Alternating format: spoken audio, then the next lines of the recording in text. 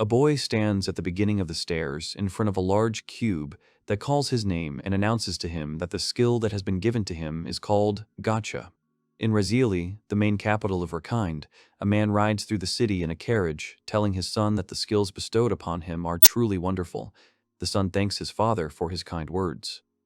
A boy named Cross Backhurst, the fifth son of an earl, sits in a carriage and remembers that his family's jaws nearly dropped when he told them about his god's dream. Cross reflects on the fact that in their country, when they turn 15, an evaluation ritual is performed in which God bestows upon that person his own skill. The young man watches his joyful father, who tells him that he can already see the church. He thinks that this is the first time in his life that he sees his father so happy. Cross reflects on the fact that after his birth, his mother died. He believes that his life was worth his mother's life, so his entire family hates him, considering him a symbol of evil. He thinks that he is an ordinary sinner who could have been isolated at any moment, but even so, he still lived quite well. Someone breaks him out of his thoughts, wishing him good morning. Cross is slightly startled by the unexpectedness. A long-haired, beautiful girl in a stunning dress stands right in front of him. Cross calls her Alice. She is the daughter of the Earl of Ryfield. Cross says that he heard from someone that she is not feeling well today. Alice tells Cross that on such an important day for her betrothed, she cannot possibly not be present. She asks him if perhaps she disturbed him, but Cross assures him that of course she did not disturb him at all. Cross reflects on the fact that he is still alive only because of such a useful, political tool as his wedding. The young man thinks that Alice is a beautiful girl, looks good at first glance, but in reality she is a sadist. He remembers that she has been making fun of him terribly since his childhood. Alice asks if it's not useful to have a skill as good as his. Cross notices her strong killing intent and is sure she's tired. He decides there's a reason why she stopped making fun of him for his gacha skill. He realizes that the harassment may get worse if he starts using his gacha skill. Cross realizes that he doesn't have to be scared forever. Smiling, Cross thanks Alice and says that he hopes that this skill will be useful to her. The girl, not expecting such words from him, blushes. Alice is about to leave, saying that they will definitely see each other again.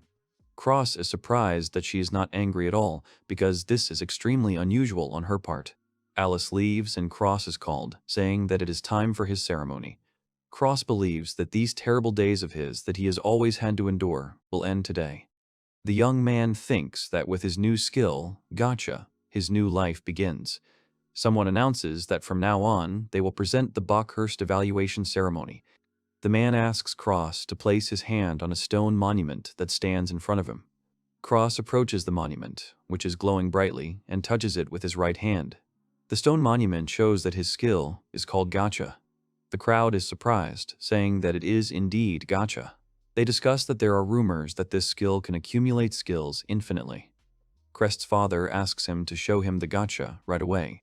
Crest agrees and extends his hand to fulfill his father's request. He opens the screen. Cross thinks it's very bright and thinks about how to share the screen. Cross realizes that he is the only one who can see this screen. Cross calls out to the crowd that he expects to see a demonstration of his skill.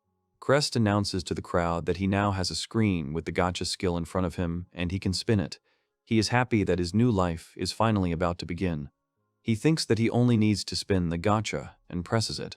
He stands there and, with undisguised horror, begins to realize that his Gacha skill does not start spinning, even after he pressed it. He looks at the screen and reads that he doesn't have enough points to spin the Gacha because it requires 500 points, and he doesn't have any at all. Cross is unpleasantly shocked by this. He can't understand what's happening now. Crest wonders what glasses are written there and why it doesn't spin. He thinks that in his dream he was able to spin it. He wonders how he can get the glasses needed to spin the gachi. The father excitedly asks Crest if he has received his skill and asks him to quickly show it to the entire crowd of people standing waiting to demonstrate his skill. The boy hesitantly tells his father that he can't seem to use his skill at the moment. His father furiously asks what he just said. Two young guys call him. All his brothers come up to him on stage and ask him if he is trying to deceive them all now. Cross answers his brothers that he really saw it in his god's dream. The brothers shout at him why he doesn't play gacha then. Crest explains to them with fear that he does not have enough points to spin the gacha. They tell him, in that case, to go and earn the points that he needs. The young man frantically searches the screen for information about glasses. He does not understand why no one writes how to earn them and why he was not told about it in his dream. He begins to cry because of such a pressing situation. Father says he has brought shame upon them all. Cross turns tearfully towards Father, who says it was not enough for him to kill his own mother, and now he is blackening the Bockhurst name. Cross assures his father that this is not the case, but his father demands that he shut up. Alice watches the whole situation in shock. His father calls him a disgrace to the Bockhurst family, assuring him that he will definitely not forgive him this time. Alice begins to smile maliciously, hearing the words of the head of the Bockhurst family. His father shouts at him that he is banished from the Bockhurst house forever. Crest falls to his knees, realizing that he can change nothing at all. The knights pointed 2 spears across his neck so that he could not escape from them. The knights say that he is truly foolish. They ask if he was serious about trying to trick his brothers by making up such a big lie. They say that if he had only listened to them, he would now be living in a prestigious house somewhere. Cross begs them to give him a sword, because if he goes completely unarmed, he will surely be killed by some monster. The knight replies that they were ordered to treat him like a hazelnut, which is what he is. Cross says that the original reason for sending sinners to the lower world is to subdue the demons that live there. Cross claims that he will kill as many of their monsters as possible to restore himself. He says that he wants to make the upper world a safe place for people to live for a long time and asks for a sword. The knight thinks about it and agrees. He gives him the sword and Cross thanks him. Cross teleports away, and the knights say that they will probably never see his face again. A teleporter activates in a creepy forest. Cross looks around, realizing that this is the underworld. Cross looks around the forest area and reflects on the fact that monsters live in the lower world, and people live in the upper world, and both worlds are connected by one magic circle through an insoluble gate. They are the only ones in the world. Cross ponders that the transporting magic circles are used to send criminals to the netherworld, and they are sent to random places, so it is impossible to return back. He wonders what he should do now. From under a bush near him, animal eyes are looking out. Suddenly, someone attacks him from under his back. Cross manages to dodge and, looking closely, realizes that the beast that attacked him is a wolf. He sadly says that he had to show up so early. Crest realizes that the wolves are much larger and more ferocious than normal wolves, so they are not afraid to attack even armed people. Cross pulls out his sword and prepares to attack the wolf. He remembers that he was the best in his class at the Knight Academy and that he once even fought a monster. The young man understands that the monsters from the upper world are much weaker than the monsters that live in the lower world. He believes that his swordsmanship will most likely end here. Wolf attacks Cross. The youth first kicks the wolf in the face. Then, when the wolf closes his head, he attacks him with his sword. Cross sees that he has cut his face with a sword, but realizes that the wolf did not even flinch from this. Wolf tries to bite Cross. The boy realizes that in the underworld, fighting is the only instinct. Cross grabs his sword and, with a loud cry, pierces the beast's head through and through. Cross draws his sword, and the wolf falls, knocked down by the attack. The young man breathes a sigh of relief, realizing that he had to move much more than he expected. He looks at his bloody sword, deciding that it was also good and definitely worth this uncomfortable request. Cross ponders what to do with the dead wolf's body and decides that he will just bleed him for now. He remembers hearing that monster meat is very tasty. Suddenly, he notices something. The words 100p appear above the body of the dead wolf. Cross wonders what the P is. He thinks it's when you kill a monster in the upper world, but decides that doesn't happen. Suddenly, he realizes and opens his screen. He thinks that this can't possibly be happening. Cross exclaims that his glasses are here.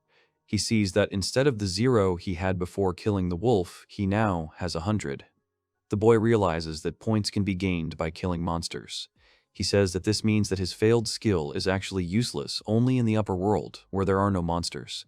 Realizing this injustice, Cross gets angry and curses loudly.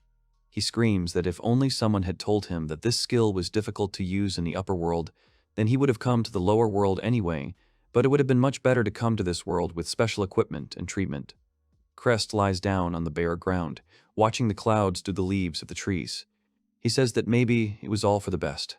He remembers Alice, his brothers, and his father, and decides for himself that it is too late and he does not want to accept anything from these people. He thinks that he has gone through so many miserable events and humiliations to get what he has, and would be very angry if he didn't get the skills. He decides that he will make Gacha work, and he just needs to find another monster. He stands and looks at his screen, thinking that he had learned how to survive before, so he finally has hope. He smiles, deciding that he will survive in the netherworld and not die. Meanwhile, in a beautiful, large mansion in the upper world, Alice lies in her luxurious room hugging her pillow. The drooping cross sits in the dungeon next to his bed when a girl asks him if he is really that stupid. Cross looks up at her, realizing it is Alice standing before him. She says she is surprised he would try to elevate his position with the god's dream. The boy looks at the girl angrily. Alice asks him if he will tell her anything. Cross asks her if it is not wonderful that she will have to break off her engagement with him. Alice replies that she can't say she likes the way he treats her. She claims that she is doing everything she can to save him from here. Cross is surprised by this statement. He asks what she means by telling him that. Alice replies that she means what she said.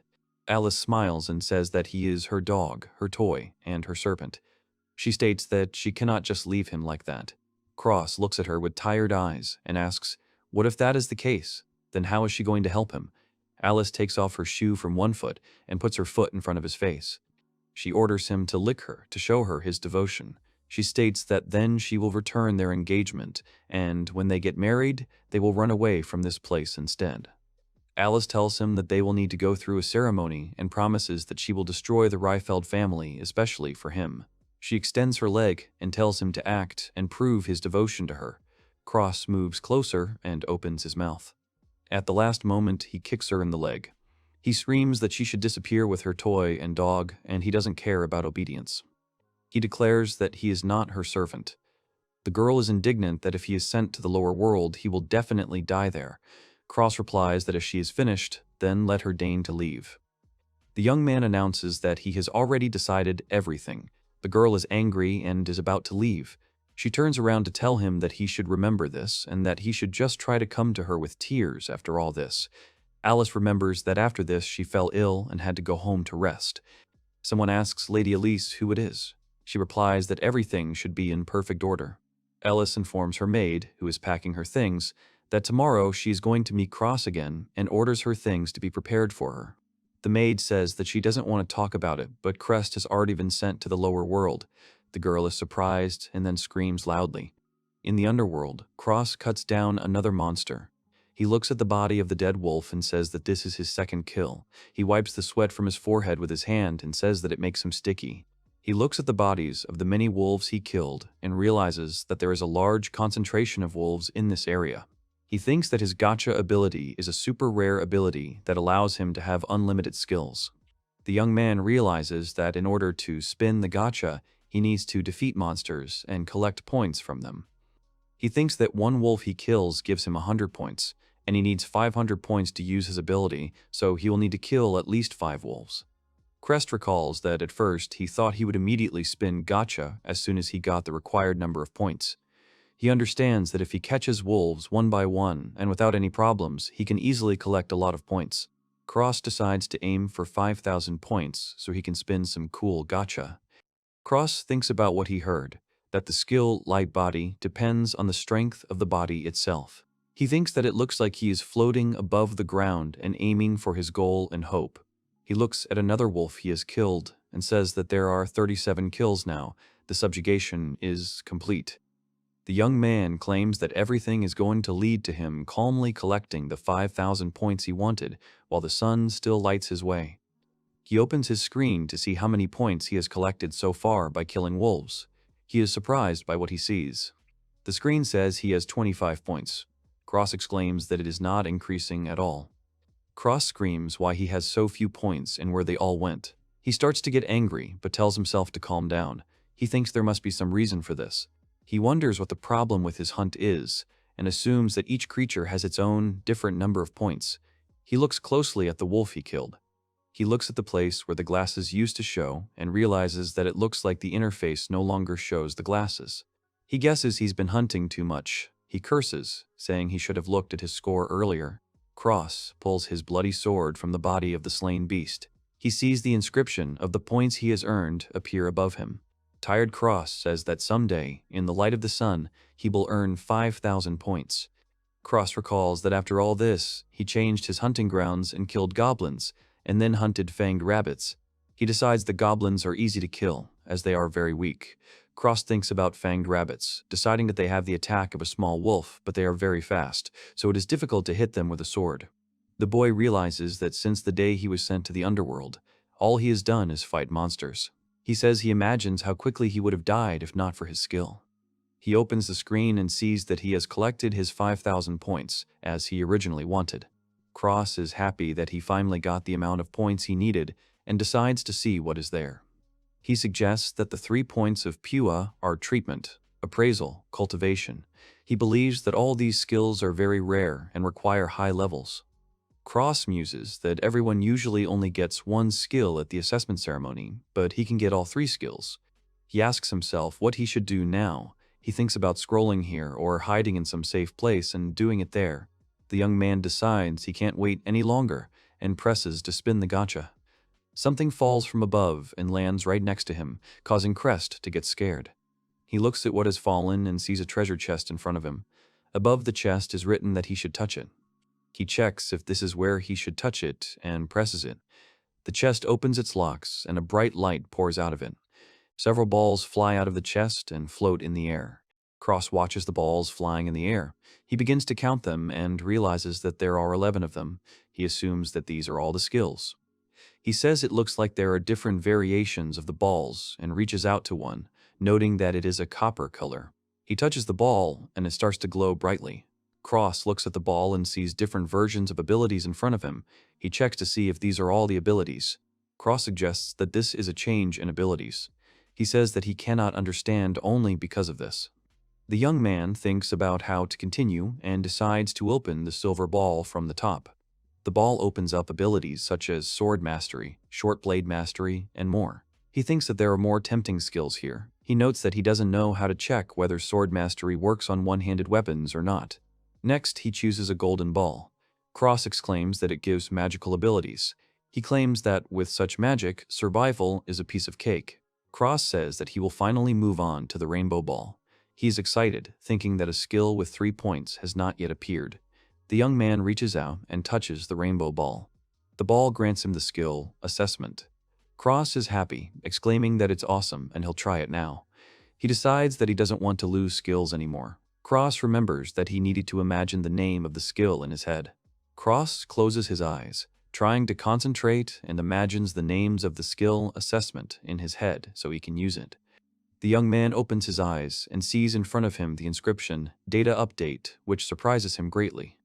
Many marks appear in the forest. Cross does not understand what they could be. The marks are everywhere, on trees, flowers, rocks, and even animals. Cross claims that this is cool, suggesting that he can appreciate all of this. He touches the fruit's fruit, and the tag begins to load. All of the peach's data appears in front of Cross.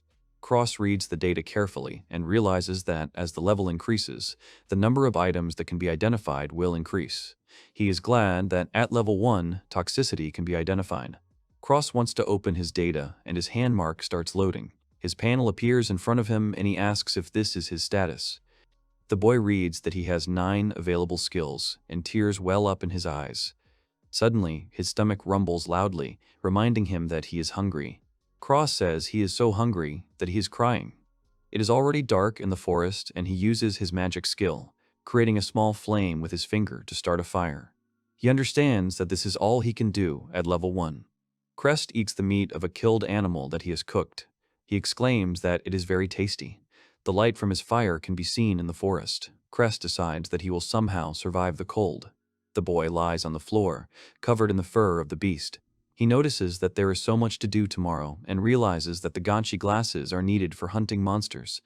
He says he wants to improve the base and skill of the doctor, if possible. Cross, thinking about all this, falls asleep. Crest dreams of Ellis calling him. She tells him that if it weren't for her, no one would have taken someone like him.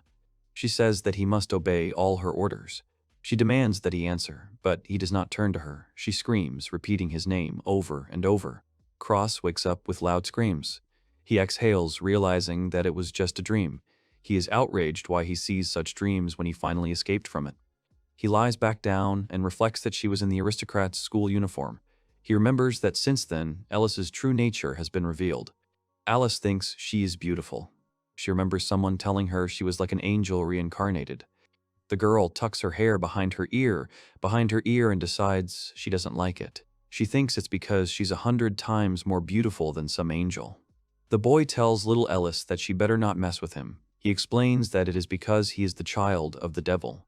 Ellis remembers that this is their first encounter with the cross. The boy turns and walks away from Ellis. The girl stands silently and watches him go.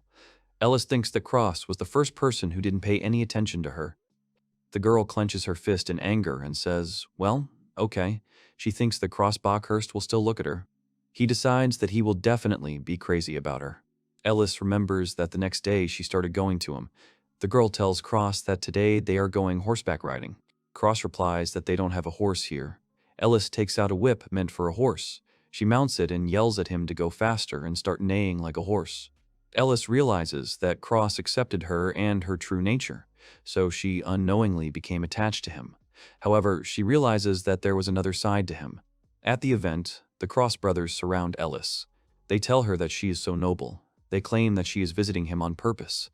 Ellis asks the sons of House Backhurst who they mean. They reply that they mean Cross. Meanwhile, Cross stands away from everyone in the corner of the room, alone. Ellis reflects on how they don't even notice his charm and make themselves look bad. She thinks they are talentless themselves. She wonders if there is a way to put these scoundrels in their place, because she feels hurt. Ellis comes up with a plan. She whispers something in her father's ear, and he says they'll do it right now. Ellis's father asks the event's guests to turn their attention to them, informing them that his daughter has an announcement to make. The girl says that she is Ellis Leafard and is engaged to Cross Bockhurst. Cross, his brothers, and all the other guests are shocked by this statement. The girl recalls that after that they started going to a school for aristocrats. She was proud of him when rumors about his abilities reached their faculty, but she could not see him often because they studied in different faculties. The girls watch Cross from the window and discuss how Cross from the Knight's house is very cute, but seems to be dating someone. They wonder who he might be dating. The girls notice Cross waving at Ellis and begin to suspect that they might be dating. Ellis, with a sweet smile, announces that she and Crest are already engaged. The girls are surprised by such news. The girl wonders why she told them about the engagement then. Cross stands holding a box of gifts. Ellis looks at him with displeasure. She asks him what he has in the box. Cross replies that they are gifts. Ellis remembers that Cross suddenly became popular with girls. She believes that for them, a love story between a beautiful lady and a handsome man is the best entertainment, and they really like Cross, who behaves like a real duke. Little Ellis laughs, saying that she sees that he has become very popular. She winks and tells him not to forget that she is his fiancée. Cross agrees with her. Ellis realizes that she was just a little jealous at first. She remembers that she was becoming more confused with each passing day. Ellis tells Cross not to talk to anyone other than her. She claims she specifically chose him as her fiancé. The girl screams that he is worthless without her. Ellis recalls that the flame of her jealousy burned fiercely and it drove Cross away because she ruined his reputation at school and he lost his confidence, closing himself off. Ellis admits that she thought her goal was to keep him away from others, but in reality she was devaluing him and obsessing over how pathetic he looked. Ellis clarifies what she just told her. The maid Ellis says that it seems like he has obtained a very unusual skill called Gacha, so he is truly a worthy suitor for her. Ellis replies that she thinks she needs to prepare a speech for her performance. She thinks that if this continues, she and Cross will be separated. She remembers being very worried about this on the day of the ritual. The girl was happy when Cross's father announced that he had been banished from the Backhurst family to the underworld. She believes that Cross has painted himself into a corner. Ellis believes that after the shame that will stain the Bockhurst line for centuries to come, their engagement will certainly be broken off, and when she extends a helping hand to the desperate Cross, his life will become hers. She thought it was supposed to happen. Ellis looks out the window, realizing she was wrong.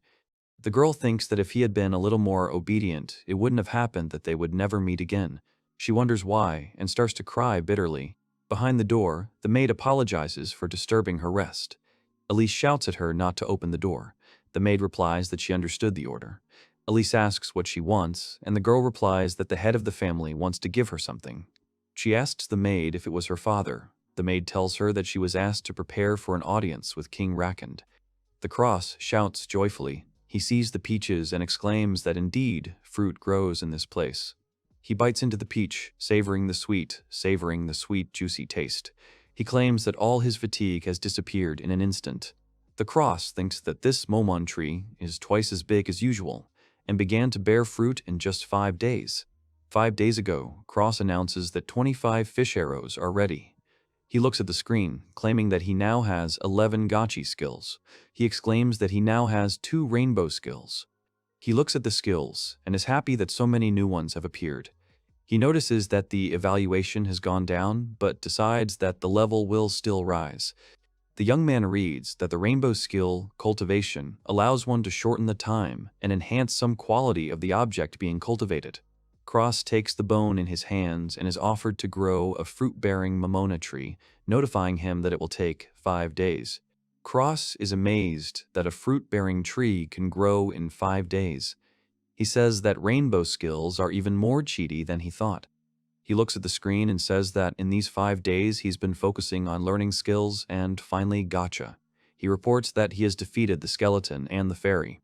Cross spins the gacha and asks for new skills to come. He receives copper skills, silver skills, gold skills, and rainbow skills. Cross rejoices, exclaiming that he has received the long-awaited skill, healing. He claims that he can make a potion with this skill. The boy reads that the rainbow skill, healing, allows you to make a potion from medicinal herbs and ingredients. Cross realizes that the potion requires ingredients. He remembers that he spent 5 days searching for medicinal herbs, but there are few of them in this place. The young man claims that this has dispelled his worries about injuries and illnesses. He decides that after lunch he will go to look for a place where there are many medicinal herbs. Cross tries to wound the bull that attacked him, but he fails. He looks at the part of his sword that is stuck in the ground and realizes with horror that it is broken. The fanged bull is preparing to attack him again. He looks at the hilt that remains of his sword and realizes that the bronze sword with a durability of 0 out of 200 is unusable. He curses, claiming that there is very little left. The bull advances towards the young man. Cross decides that his sword's durability was initially low and that it was probably at its limit now. He realizes that against such a monster, he has suddenly dropped to 0.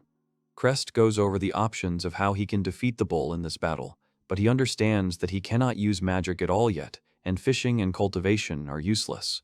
Cross gets an idea.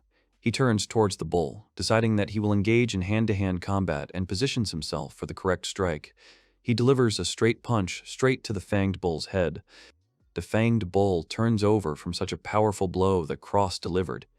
The bull lies defeated by him, and the young man thinks that he is clearly not far from the first level of strength. He did not expect such a strong opponent to come out. An inscription begins to appear above the fanged bull, stating that he received 200 points for killing it. Cross, having read it, is surprised by the number of points that fell from this beast. The young man claims that he usually didn't get more than 100 points when defeating animals. He assumes that the stronger his opponent is, the more points he gets later. Cross realizes that martial arts, even those at level 1, have amazing power.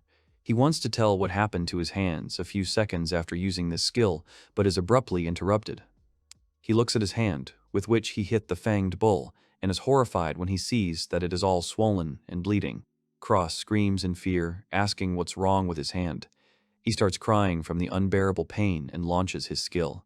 The young man reads that he must take the herb Chio and place it in water purified by magic, and says that he did this. He reads that this potion must be applied to the damaged area. The young man pours this purified water with the Chio grass that he made with his healing skill onto his injured hand and screams in pain. Cross lies on the floor and looks at his hand, realizing that it barely hurts. He thinks that rainbow skills are just incredible.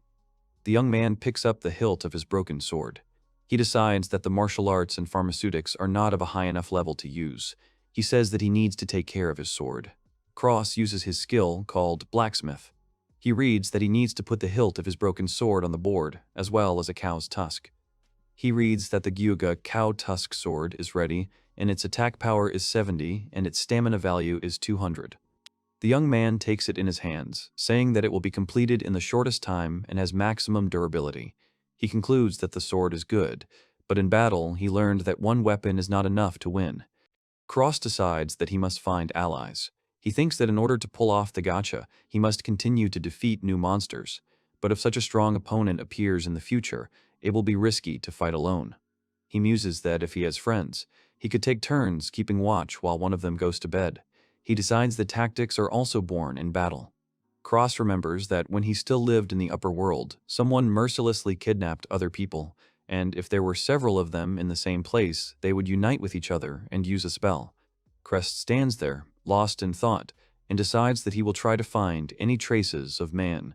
He believes that humanity is an incredibly sinful and savage race. He goes on, thinking that it is difficult to make new friends. He decides that generations are changing and everything is changing completely, so he thinks that at least one person will be able to help him. Thinking about his own, he continues on his way, when suddenly he notices something on his way. What he sees shocks him. He wonders if he is really facing a man in armor. He decides that this is his chance, but he does not understand how to do what he has planned. The man dressed in armor greets Cross politely. She confesses to him that she did not believe him when he was ridiculed in the overworld. She asks if everything was as she was told. Crest looks at her, not taking his gaze away. He thinks that no matter what land, they are the same friends. He thinks that she is his only friend. The girl says that everything is as expected. She admits that she never doubted it. The girl takes off her knight's helmet. Crest recognizes her, saying that he did not expect this at all. He thinks that meeting her is more interesting than doing imitation sword fighting in the knight's department, but with her, it is a tough fight every time. Crest holds his own in his hands, asking the girl in armor that it turns out she trained with Ellis together. He claims that, in fact, in applying the sword to her which he learned, it is quite effective. He tells the girl that he would be interested to see her fight with Ellis. In the upper world, there is a heavy rain. In the castle of Resifel, Ellis shouts loudly and angrily, asking what they are doing here and why she invited her to the castle. Ellis stands in front of a beautiful girl who is about the same age as her and yells at her to tell her why she called her to her place. The girls stand and look into each other's eyes. Ellis's look is determined and serious, while the second girl's is rather indifferent. A girl with a hairdo and two ponytails on the sides asks Ellis why she is in Resifel Castle now. She decides to be the first to tell her reason for being here, and says that the king has called her for an audience. She asks her if King Resifel has also invited her to the castle. Ellis has been looking at her with a displeased look all this time. Ellis ponders what Mina Misizian, an illegitimate child of one of the three families with the title of Archduke in the Kingdom of Rakind, the Misazilian family, who obtained an extremely rare skill from the appraisal ritual, has given her. She thinks about how Minu is in the same Knight's Studies class with Cross, and can always find a common topic of conversation with him, discussing it with him enthusiastically. Ellis thinks that Minu spends more time with Cross at the academy than she does. Ellis also realizes that Minu Misicilian has a bigger breast size than her. She thinks that she is the girl she hates more than anyone else. Someone, noticing Ellis and Mina, who are standing next to each other, exclaims that it is them. Ellis recognizes the guys who approach them because they are the elder brothers of the Bockhurst family. The young men note that Ellis and Mina were also called to the king. Brother Cross tells Ellis that she is charming. Ellis replies that she is, without a doubt. The second brother tells her that Minu encountered a monster in the city and killed it immediately, calling it a noble achievement. He asks if it is worth protecting commoners. The blonde, cropped brother approaches Alice, saying that the talentless Cross has disappeared, and asks her if he, such a brilliant young man, is suitable for the role of her future groom. Another son of the Bockhurst family approaches Min, claiming that an audience with the king is deadly boring, and suggests that she run away to go somewhere together to have fun. The rain in the kingdom does not stop. Both girls, in response to the proposals of young men, say that they ask for forgiveness. Alice, with a sweet smile, claims that someone like him would not be suitable to replace Cross. The young man asks again, not believing her words. She asks him not to utter delirious maxims about how he is supposedly more magnificent than Cross. Minyu calmly tells the boy that her power is meant to protect the entire people, so whether he is a commoner or an aristocrat is of no importance to her. She adds that, however, if he is in danger, she may change her beliefs. Both girls wave goodbye to them, telling them to excuse them. The angry and humiliated sons of the Bockhurst house are left alone in the corridor. In the hall where King Resifil is receiving guests, there is a crowd of people. The king sits on his throne, in front of the people he is called to an audience, and clears his throat before beginning his speech. The owner of the castle of Resafel, the king of the country of Rakind, Resafel VII, addresses the gentlemen representatives of the three families of the archdukes and apologizes to them for having so unexpectedly summoned them all to the castle. Father Cross asks the king what he is talking about, because the representatives of the Bockhurst family are always ready to rush to His Majesty at the first call, and Alice has been watching them from the sidelines all this time. Someone in the room brings up the subject of the monster that suddenly appeared in the city the other day. Minu Missicilian pays attention to these words, realizing that the conversation will be about a situation in which she took part. Minu Missicilian's father reports that they, the Missicilian clan, have dealt with this monster. He asks the king if he has any comments to make about this. The king tells him that they have done everything perfectly. King Recifield VII announces that he wants to tell them about a letter he received from the Pope. The leader of the knights goes up to the king, and someone from the crowd says that she is as delightful as ever. The girl opens the letter and begins to read the words written by the Pope about the recent appearance of a mysterious monster which has been spreading fear in the castle town. He writes that he was initiated into the contents of the divine dream and sets it out below. The Pope writes that they should talk about more mundane things instead of divine speeches, and reports that recently there have been more and more frequent days when a huge number of monsters raid cities. The three families of the archdukes exclaim that their country is in trouble. They are afraid of the huge number of monsters that appear in their country. The leader of the knightly squad continues to read the letter, in which the Pope writes that they should not worry, because the gods have already figured out how to resist the attacks of monsters, so they will grant them special skills for this purpose. The Pope writes that below are three people who will have these special skills. The girl begins with the first name.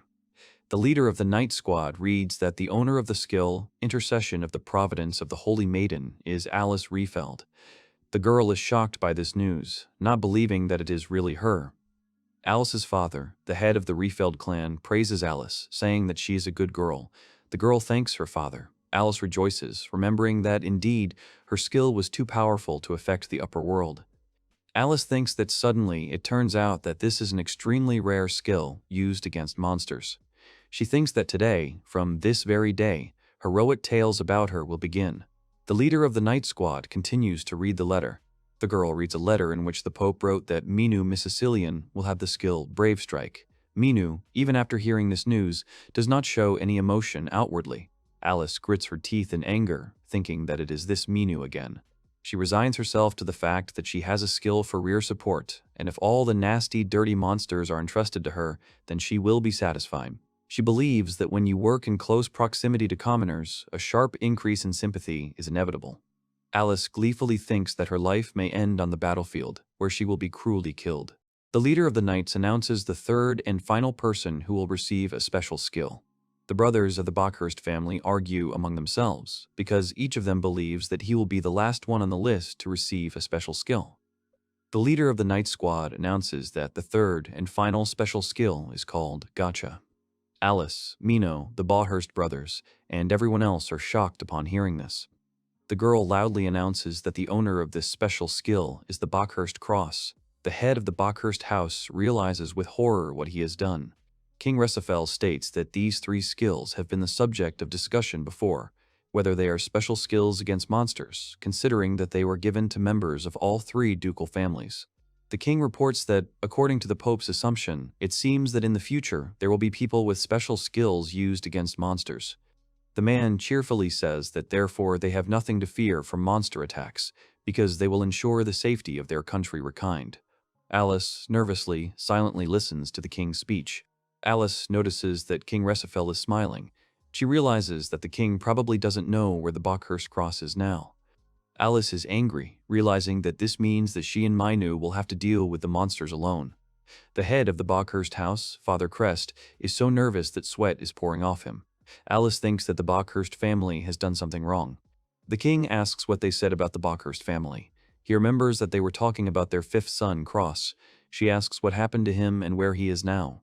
Cross's father, when they talked about his fifth son whom he had exiled, flinched in fear. King Resafel clarifies that it turns out that the skill Gacha is possessed by Cross of the Bockhurst family. Cross's father, nervously, hesitantly, tries to lie about Cross's health.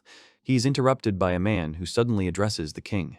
King Risafel recognizes the man who addresses him as Duke Riefeld. The Duke says that the Cross of Bakhurst will never appear here. The king asks Duke Riefeld what he means by saying this. The man replies that he thinks it would be best to hear it from the head of the family. Father Cross trembles with fear when asked to tell what happened. The head of the Bakhurst family, stammering with fear, reports that Cross has committed a misdeed. He says the Cross has been banished to the underworld. The king screams in horror, asking again what Bakhurst said. King Resafel shouts that Cross has, so to speak, earned special favor with the gods, and asks what she has done. The head of the House of Bakhurst tries to justify herself to the king, saying that Cross has committed a very serious offense. The king wonders what kind of offense it must be for which a 15-year-old child would be banished from his family to the underworld. Father Cross is at a loss, not knowing what to answer the king. The girl steps forward, declaring that Cross has done nothing wrong. Minu reveals that during the evaluation ritual, Duke Bakhurst decided that Cross was lying because he failed to demonstrate his skill and banished him to the netherworld. The king asks him in disappointment how he could do such a stupid thing. The head of the Bakhurst house shouts at Mina Missicilian in rage, calling her names. Duke Bakhurst comes close to Min and shouts at her, claiming that she has interfered in someone else's conversation and even has the audacity to tell them tall tales. Father Ellis points out that almost everyone present at the meeting was on the scene at the time. He asks if the letter he recently read from the Pope confirms that everything Cross said was absolutely true. The head of the Riefeld family asks Duke Bakhurst if it was because he did not trust his own son. The Duke tries to justify himself, saying that it was nothing of the sort. Alice thinks that he got what he deserved. Alice's father approaches the king, saying that before the country reaches a critical point, they, the Riefelds, will set out to find the cross to relieve His Majesty's anxiety. The king replies that this sounds encouraging. Duke Riefeld bows and asks King Risafel to allow him to give one piece of advice. King Risafel asks what advice he wishes to give him. He gives Duke Riefeld his permission and demands to speak. The head of the Riefeld family adjusts his glasses and offers King Risafel to appoint Crest as the head of the Bakhurst family if they can return him back to the upper world. Duke Bakhurst, who did not expect this, begins to be indignant with a loud cry. Duke Bakhurst shouts to Riefeld that they seem to be joking if they want to pass the right of succession to the fifth son of the House of Bakhurst Cross. Duke Riefeld answers him that this is why he said that he wants to consult with His Majesty first. Head of House Riefeld says that making Crest head of House Bakhurst is necessary, otherwise it will be difficult to bring him back. King Risafel asks the Duke what he means by that. The Duke explains that Cross was unfairly labeled a liar, treated like a real criminal, sent to the underworld, and treated so cruelly by his own family that there is a possibility that he will want to take revenge on his country. He adds that therefore, by passing on the title to him by inheritance, raising his position relative to the ancient representatives of the Bakhurst family who had devised an unjust punishment for him, they would give Cross the opportunity to end the war. The head of the House of Bakhurst approaches King Resafel, begging him to forgive them. The king asks Duke Bakhurst if his purpose in life is to protect his country or if he is mistaken about that. The king announces that since he has been offered the return of the cross on condition that he be given the title of head of the house, he intends to fulfill this condition. Duke Bakhurst, hearing this, falls to his knees in despair. Alice, observing this situation, says that she understands everything. She believes that her father, Duke Riefeld, is using her relationship with Cross as a pretext to seize the power of two ducal families at once. Alice realizes that, if her father succeeds, he will become more powerful than the king himself. She assumes that, in the near future, the Riefeld family will even want to get the royal throne. The girl decides that this is a story about how she and Crest will build their wonderful relationship. Alice thinks about it, upset, but she decides that it doesn't matter what her father is planning because it might mean she can see Cross again. While the Bakhurst family quarrels among themselves over King Resafel's decision, the girl thinks that if she wants to be with him, then she needs to apologize to him for everything that happened. Meanwhile, in the forest, in the lower world, Cross receives a gold skill called Imparting Magic of the first level. The young man assumes that this is a technique for imbuing weapons and means of defense with additional properties. Cross has acquired copper skills, silver skills, gold skills, and rainbow skills. He decides that he will try out his new gold skill, Magic Imbuement, right away. He uses his skill by saying it to himself. The cross reads that the bull's tusk sword is potentially endowed with only one type of ability. It increases power or consumes magical power. The young man thinks that both abilities interest him, but he only needs to choose one. He excitedly exclaims that he will take the chop mastery ability after all. He imagines how the skill might work and decides that from the looks of it, it looks like something cool. On the screen, he clicks on the consent to grant his ox tusk sword the ability Chop Mastery. He smells a familiar scent. The young man walks further and comes out of the dark forest and sees something beautiful. He stands on a seashore, watching the waves splash. Cross believes that the sea in the lower world is exactly the same as in the upper world. He notices that the distance is shrouded in fog. Cross walks along the beach and reflects on the fact that the world is covered in fog. This is the common opinion of mankind, and no one knows what is on the other side of the fog. Cross realizes that so many times research has been organized and all have failed because the ships did not return back, and gradually everyone stopped even thinking about getting to the other side of the fog. Cross continues walking, when suddenly he notices something that surprises him greatly. He sees in the distance that there is a pier. Crest comes right up to the pier. He notices that there are no boats around the pier. The young man assumes that the people who were fishing or earning their living here moved to other places, or something happened because of which they could not return. Cross decides that he doesn't care what the cause was. He uses his fishing art skill that he learned earlier. The young man sits contentedly on the edge of the pier, trying to catch a fish. He says that he only eats meat and fruit all the time, and sometimes he wants to eat seafood. Crest exclaims that he got a bite right away and thinks it's something huge. A huge monster with a human body and an animal head emerges from under the water. The monster has a weapon in its hands that resembles a spear. Crest is frightened because he did not expect the monster to appear. He realizes that it is a Sahagin. Sahagin points his spear at Crest and attacks him with a loud howl. Crest manages to dodge at the last moment and attacks back, but the monster quickly moves to another location.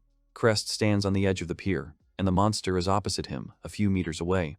Crest understands that he has blocked his entrance to the pier, and you can't get closer on such a narrow bridge.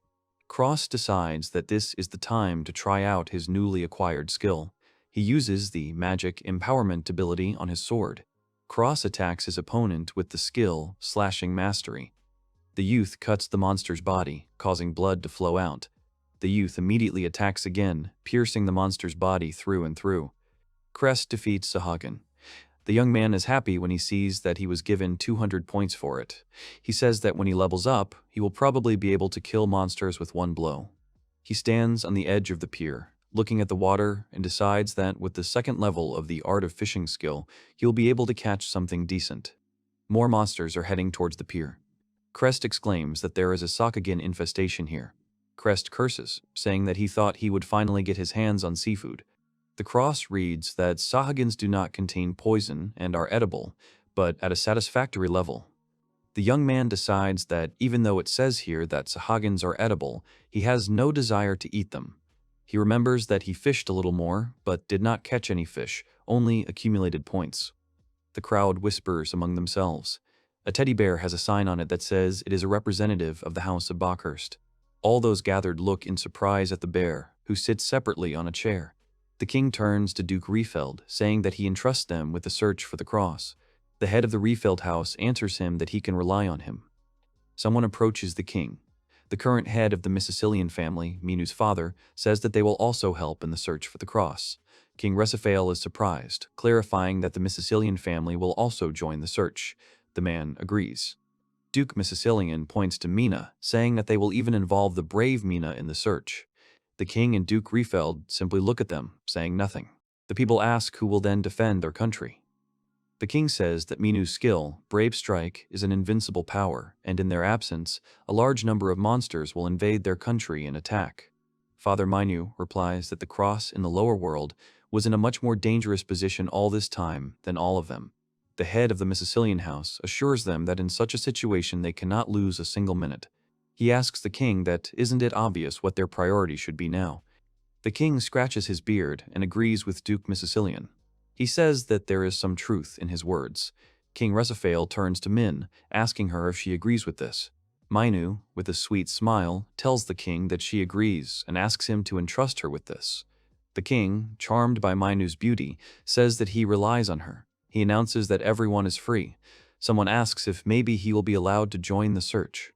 The girl confidently says that she, Alice Riefeld, also received a special skill and assures that her body has acquired incredible power. Alice reveals that she is also engaged to Cross and clarifies that there is no better candidate to search for him. Minu looks at Alice with a displeased look. The king, after thinking, replies that indeed he cannot argue with that. Alice thinks that in truth she is now an ex-bride. Mino raises her hand and addresses the king, claiming that this is not the best idea. She stands before the king and tells him that Cross always told her something. Mino Missicilian quotes Cross as saying that Edis has driven him into a moral corner with her insolent and rude behavior. Alice is furious when she hears her words. Alice babbles what she's saying. Minu calmly says that if Cross were to run into Alice unexpectedly, he would probably run away in fear, and in that case, getting him back would be even more difficult. Alice exclaims that she should watch what she says. Minu adds that, moreover, in the worst-case scenario, he can take his own life. An enraged Alice covers Minu's mouth with her hand, demanding that she shut up already.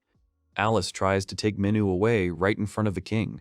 King Resifale turns to Alice, asking her if what Minu said is true. A new idea is born in Alice's head. Alice, nervous and stuttering, tries to justify herself.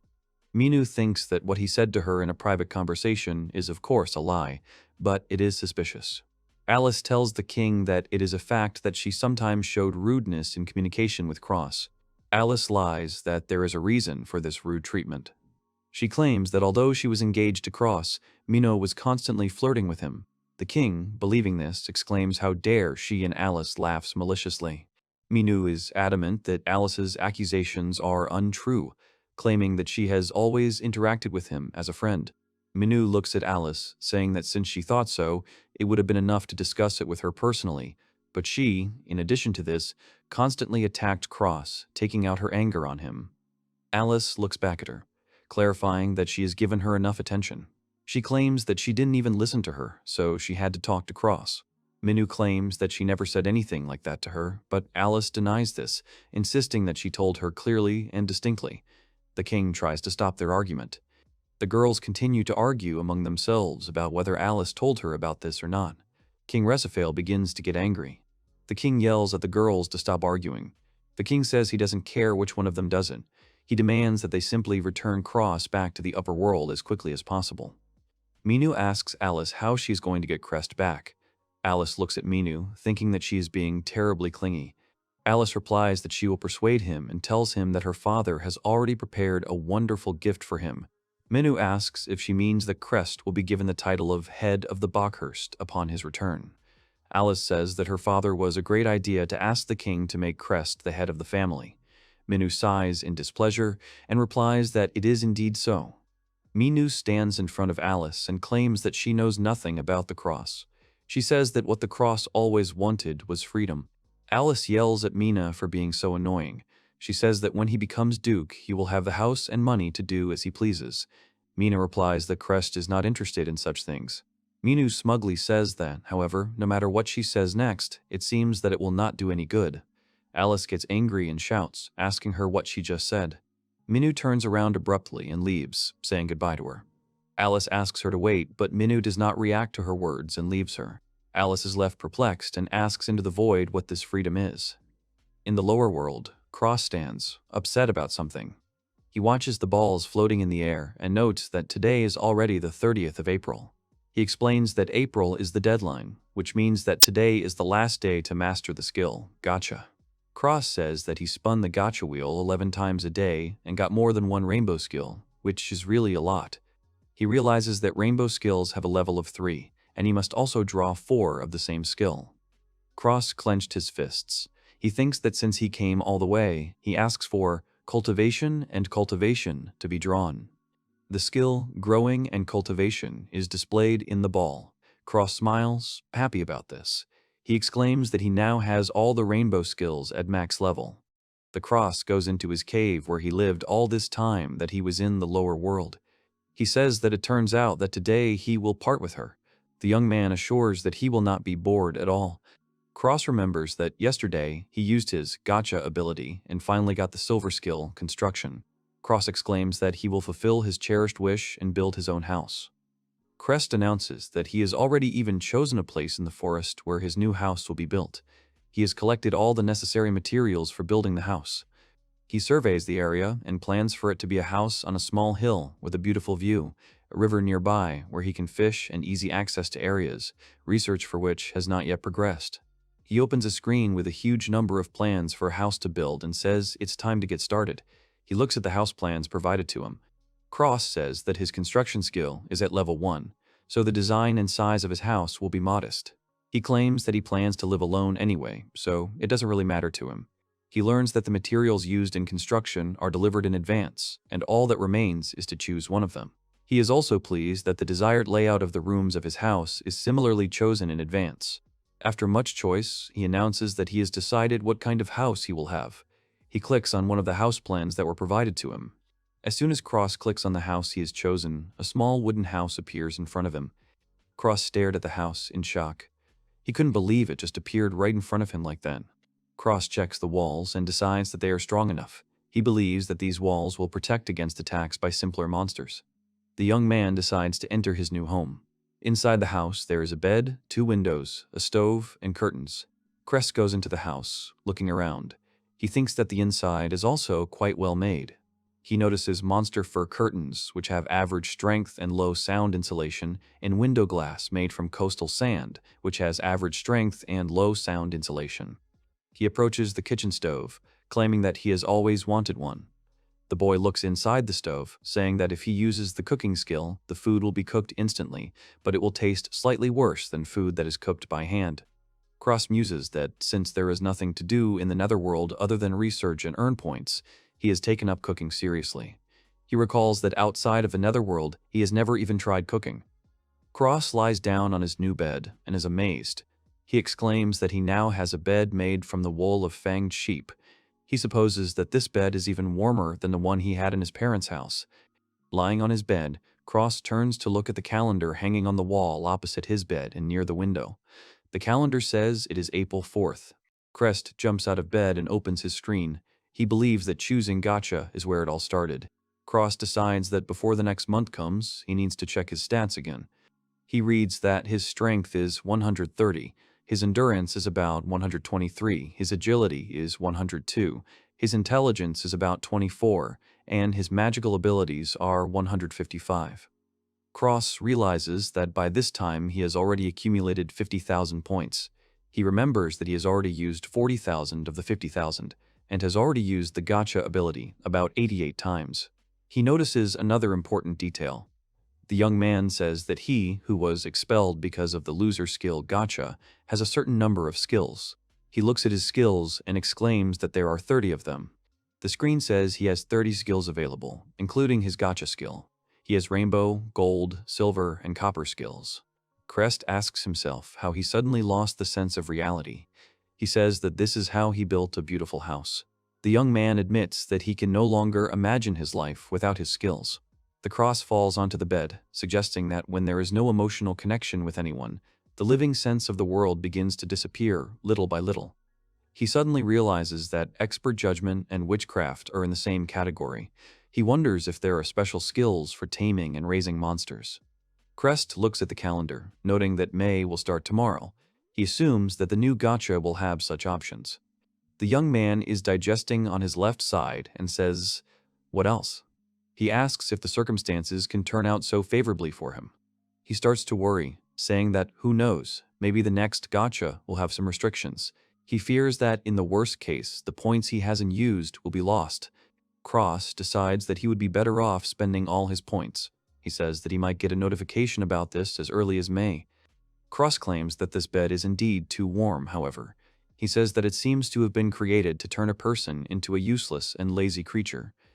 In the overworld, at Duke Bockhurst's residence, the Bockhurst family discusses the events that took place at the appraisal ceremony and the recent audience with the king.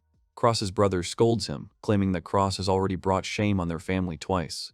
Another son of the Bockhurst family sarcastically asks him if it's okay for him to say such things, since he is thus calling the next head of the Bockhurst family, Cross, a bad name. He shouts back that it doesn't scare him at all.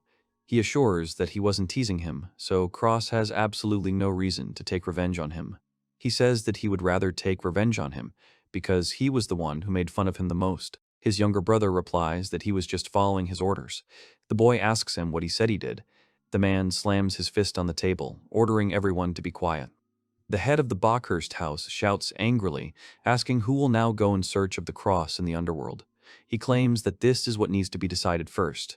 The brothers listen to their father and stop arguing among themselves. The brothers begin to whisper among themselves. The younger brother says that he will let his older brother go on the quest, because if he ends up in the underworld, it will be the end for him. None of the sons of the Bockhurst house want to go on the quest. Suddenly, a boy with long hair raises his hand and addresses the head of the Bockhurst family, claiming that he will go to the underworld to search for the cross. His father is surprised, asking if this is true. Cross's brother Albert, who has expressed his desire to go to the underworld to find Cross, says that he has a secret plan. He claims that they will see that he will definitely bring Cross back. Albert holds a round collar in his hands. He asks the guy standing next to him if this is the servant's collar. The boy answers that it is him. He explains that the one on whose neck he will hang will unquestioningly carry out absolutely all the orders that are given to him. Brother Cresta carefully examines the collar and says that he understands everything. The guy warns Albert that this collar is used against criminals, and Cross might find out that he used it against him. Albert asks him if he is trying to tell him what to do now. Cross's older brother looks angrily at the boy who brought him the servant's collar and asks if he should burn it. Albert stands in front of a huge, ominous gate. He explains that this is a gate connecting the upper world with the lower world, but that the only way to enter is through this tunnel. Two knights stand near the entrance, preventing people from simply passing through. The boy asks Albert to be careful. He says that the lower world is so full of magical power that it not only blocks the ability to move, but also strengthens the body of demons during transformation. Albert replies that he should keep quiet. Albert says that he took 20 knights from the Bockhurst family with him to search for the cross in the underworld. He thinks that he doesn't know whether it will be a goblin or a wolf, but in any case, he is just a kid. Albert believes that there are so many of them that finding Crest is almost impossible.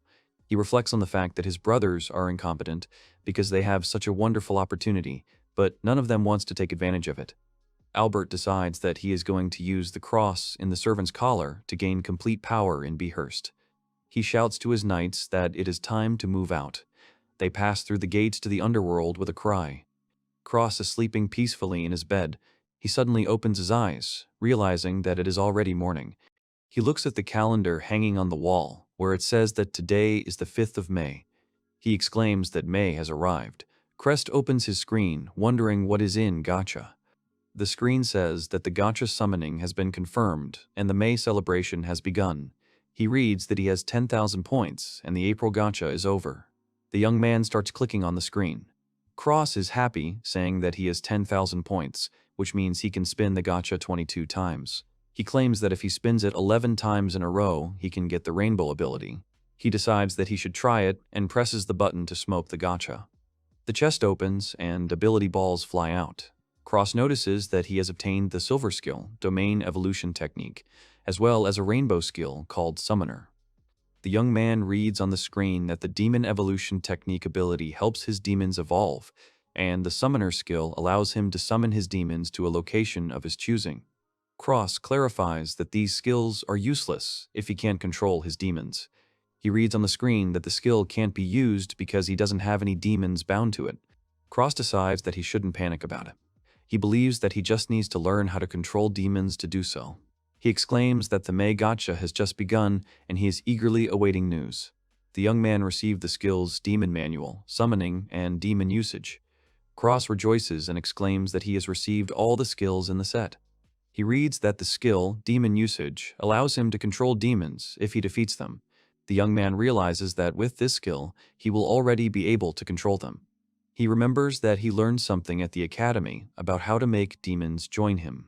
The goblin who attacked him falls from the blow of the cross. He trembles in fear before him, waiting for the cross to attack again. The cross, attacking, wonders what kind of love attack this is. He thinks it is slow and painful. He hits the goblin and thinks that the only way to get the demon to join him is to slowly and lovingly attack him without killing him, and then tell him about how you want him to join you. Cross looks at him with regret. However, he clenches his fist and punches the goblin again. The goblin flies back from his blow. Cross begins to worry if he killed him. Above the goblins, 3 hearts appear in the air, which puzzles Crest. The youth asks what it is. He claims that he has never seen anything like it before. He wants to guess something, but stops. Cross decides that it doesn't matter, and he needs to hurry. He uses his new skill, demon taming. The goblin suddenly stands up. Goben became a follower of Cross. Goben sat down on the ground and asked if he was Gobu. Cross exclaimed that he had succeeded. The boy tells him that he thought he killed him. He wonders if it wasn't him. Gobu only says his name. Crest sits up and exhales loudly. He admits that he is very tired. The young man decides that they will shake hands first. He extends his hand to shake, and Gobu extends his. Suddenly, Gobu hits Crest on the hand instead of shaking his hand. Crest explains to Gobu that if someone extends his hand to him, he should shake it like this. He shouts that he told him to do it like this and not to hit him. Cross looks at his hand, swollen from Gobu's blows, and thinks that he is clearly not very smart. Cross asks him if he can't remember that. Cross says the word rank to see Gobu's stats. He notices that he has an intelligence of 1. Cross realizes that he is indeed a dumb person. The young man gets upset, saying that he tried so hard to tame him, and then this happens. He perceives someone calling him useless. His older brothers tell him that useless people are not needed in this world, and that he should not forget that they can remove him at any time. The boy looks at Gobu, realizing that this guy is also useless. He approaches him, calling him by name. Cross pats Gobu on the head. He declares that they will study. Gobu responds by saying his name with a more cheerful intonation. Cross notices that he always answers the same thing. Cross decides that Gobu is not useless, and he will make him into his own excellent warrior. He suggests to Gobu that they try something. She uses the skill Earth Summoning, and Gobu finds himself in the center of a magic circle. Gobu reacts quickly, looking around. Cross laughs, saying that he has such good reactions. Cross assures that with such speed, it could be used for surprise attacks. Gobu repeats his name in an excited manner and waves his arms, trying to warn him of something that is bothering him. Cross asks him if he liked it. Cross hears strange sounds coming from the forest. He tells Gobu that he heard something.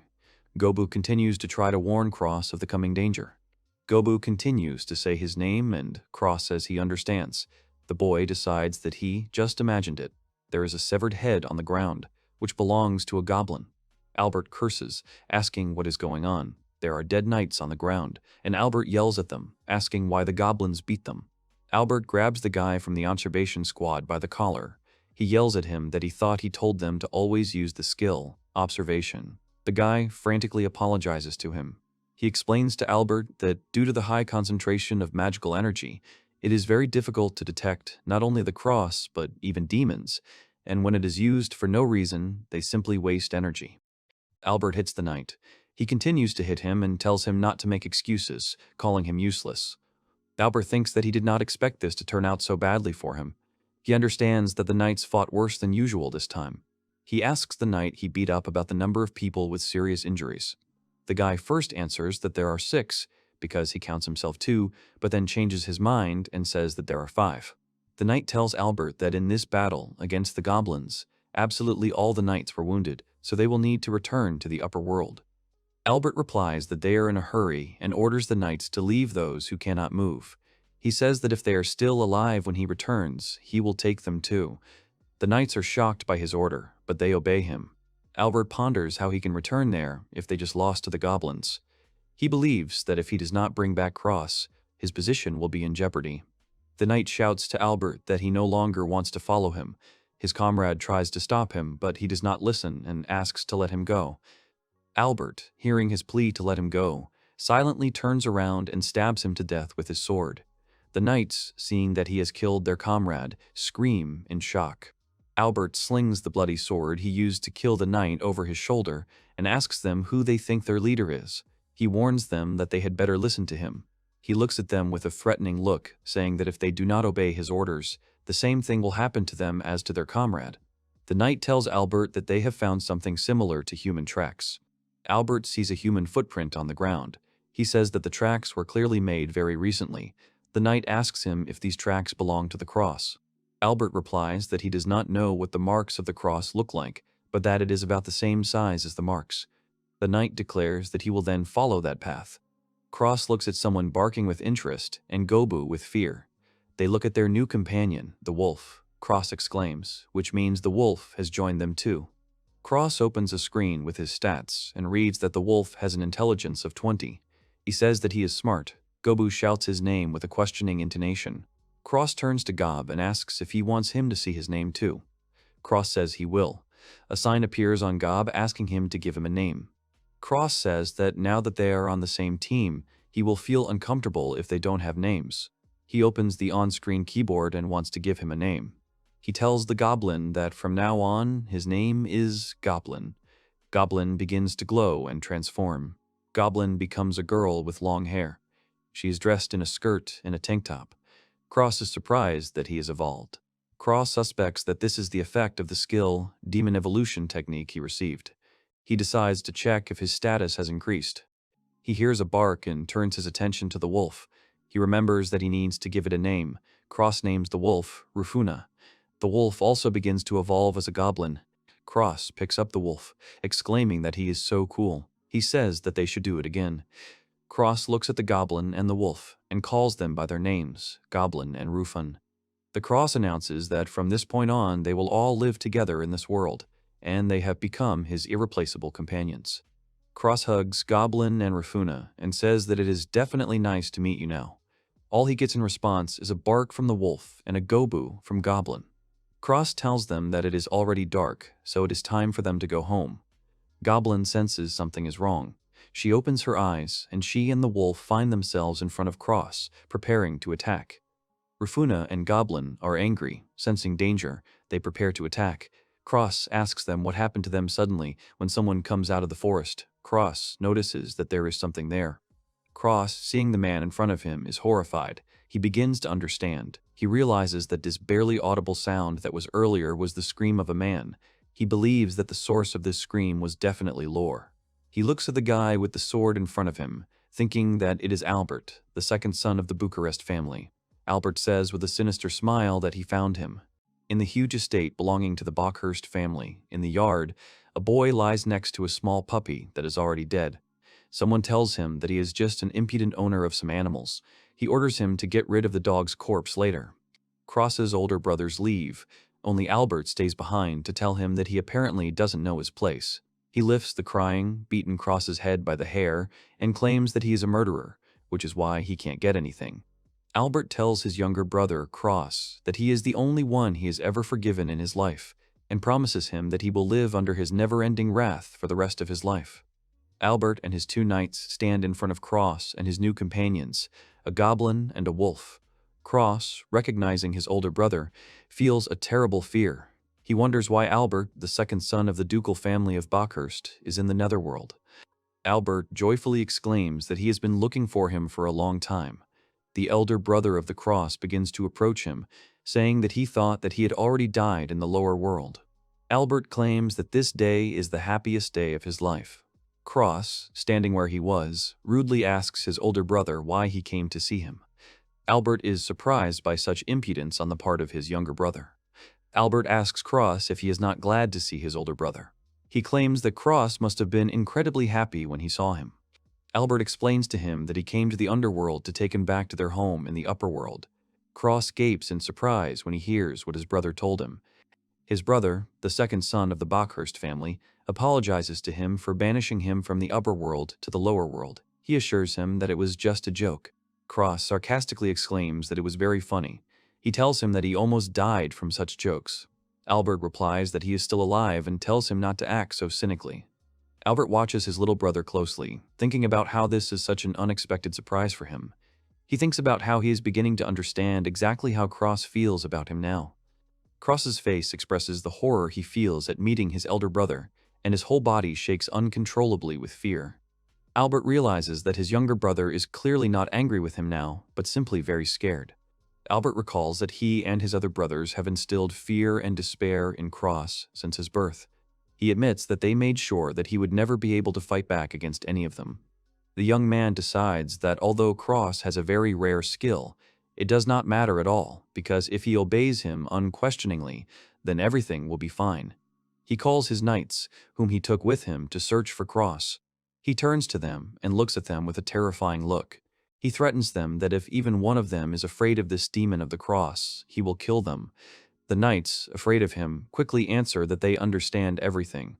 Albert approaches Cross, asking him if he has new pets again. Rufuna, Cross's wolf, starts barking very loudly at Albert as he approaches them. Cross's brother asks him why he needs them, since they too will soon die again. Cross suddenly claims that he did not kill him. Albert disagrees, assuring him that he was the one who killed the puppy. He tells Cross that the dog died because he was too weak to protect it. Cross begins to get very angry and wants to answer his brother because he does not agree with him, but the fear that he feels in front of Albert does not allow him to do this. Albert claims that he is irresponsible and therefore will not be able to look after the demons, and suggests that they return to their home already. Cross shouts loudly, telling him that he will not return home to the Bockhurst estate. Albert, who was about to leave, turns to his younger brother at his cry. Cross tells him that he has already decided that he will live here in the lower world. He states that he wants Albert to go away and leave him alone. Albert calmly replies that this is how it works. Cross stands and looks at his older brother with a look of complete determination in his pleasant decision. Albert sternly tells Crest that he doesn't seem to get it. The determination in Crest's eyes disappears, replaced by a terrible fear of his older brother. Albert yells at him, asking him what he's even saying. He calls him names and claims that Cross should be more respectful towards him. Cross feels a growing panic. His heartbeat increases several times, his chest feels like it is being squeezed, and his head begins to throb with pain. His legs are shaking violently, and he begins to choke from lack of air. Albert asks him what this demon is doing here, shouting that he's already fed up with him. He demands that Cross tell his wolf to be quiet. Cross does not answer, he just stands there and tries to continue breathing. Albert says that otherwise he will shut him up himself by cutting his throat. Cross begins to apologize to Albert, but does so with great difficulty because he cannot breathe. Albert smiles when he realizes that Trauma Switch is on. He thinks that this is his secret, which he told their father about. Albert reflects that Cross's brain is so stressed that it can no longer think coherently. Cross cannot control his own thoughts. He thinks of different things that do not allow him to think sensibly in this situation. The wolf Rufuna barks loudly at the two knights of Albert who tried to get closer to the cross. She growls menacingly at the knights of Albert, ready to attack them immediately to prevent them from getting closer to the cross, because it is her master. Both knights think that this demon is very scary. However, they remember Albert's words that if they are afraid of the wolf, it will kill them immediately. Cross suddenly shouts loudly to Goblin and Rufuna to stop immediately. Cream. He continues to shake from the fear he now feels because of his brother Albert. He asks them to stop, saying that if they don't listen to his older brother, then he will beat him up again. Then he will beat him again. Albert begins to laugh very loudly and for a long time. He exclaims that the cross tells them the absolute truth. He claims that he simply must obey him unquestioningly in everything. Albert comes close to him and shouts loudly at him, saying that this is all because he is incompetent and not worthy of his life. Cross agrees with his brother's words and apologizes to him. He continues to yell at him, saying that if he ever gets naughty, he will beat him again. Cross is too afraid to look at Albert, so he lets his gaze drop to the floor. He says that it is his fault and he is very sorry. Albert gloats, realizing that Cross has now closed in on himself and become simply perfect. He thinks about how he didn't even have to use the servant's collar to subdue him. He thinks that he was wearing a collar like this from the beginning, which could not be removed. He orders the knights to take him away. The knights put shackles on Cross's hands. They begin to lead him away. Goblin and Rufuna look at him with regret in their eyes. The goblin watches as the knight takes him away and wants to approach him. The knight hits her, telling her not to come so close to him. The knight hits her so hard that she flies back. The goblin lands on her feet and gets angry. She wants to attack the knight, who hit her back. Her eyes widen in surprise. She sees Cross walking away from them, crying. Cross apologizes to them silently. He thinks about how he said they would be friends from now on and thought he would become a great warrior. He thinks about how sorry he is for being so useless. Goblin gets up and runs to him. She tries to tell him something because she has thought of something. Goblin stands right in front of him, not letting him go any further. Cross looks at her with tears in his eyes. He sees her inspired face and asks what she is doing. Goblin suddenly runs away from him. She hides somewhere in the bushes. Albert says that she got rid of him so easily. He sarcastically claims that the friendship between Cross and Goblin ended so quickly. Cross, upset, wonders if this is what his last memories of his friends will be. He wonders if he will ever see them again, if he will ever learn new skills. He wonders if this is his destiny. Rufuna suddenly grabs Cross by his clothes from behind, preventing him from getting away from them. 3 knights surround Cross and Rufuna, pointing their swords at them. Cross tells Rufuna to leave him alone. He explains to her that if she continues to behave this way, then she too will be beaten. Albert is clearly unhappy with the events that are taking place. Cross tells her to run away from here to another place as quickly as possible. He wants to tell her what his brother did when he was hesitating, but Albert interrupts him, saying that it is simply unbearable. Albert orders his younger brother to kill Rufuna. Cross's eyes widen in surprise and fear. He did not expect his brother to tell him to do this, and clearly does not want to do this to his new friend. Cross begins to cry, realizing what he must do. Albert tells him that if he does this, he will immediately admit that he is not incompetent. His brother tells him to hurry up. He assures him that if he does not hurry up, he himself will kill this wolf for him, and he will remain just as useless.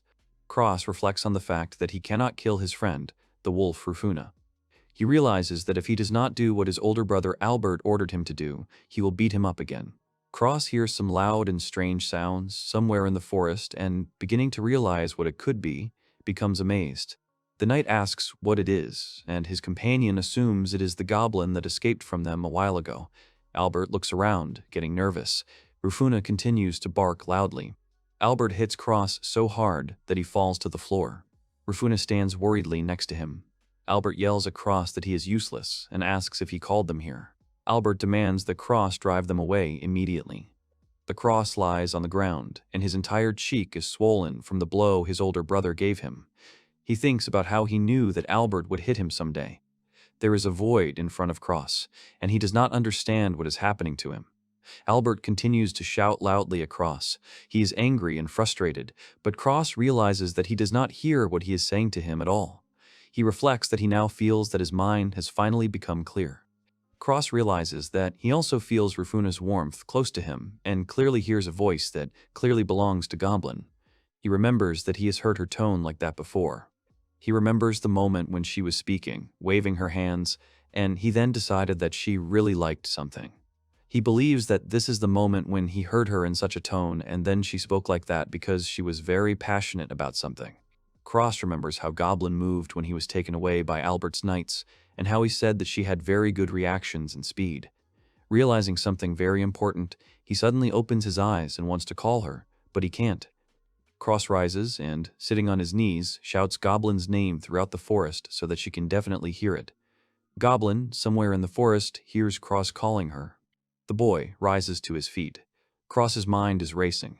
He thinks about his friends, about how he's scared and will be killed, about how he doesn't want to go home and he can stand up to him.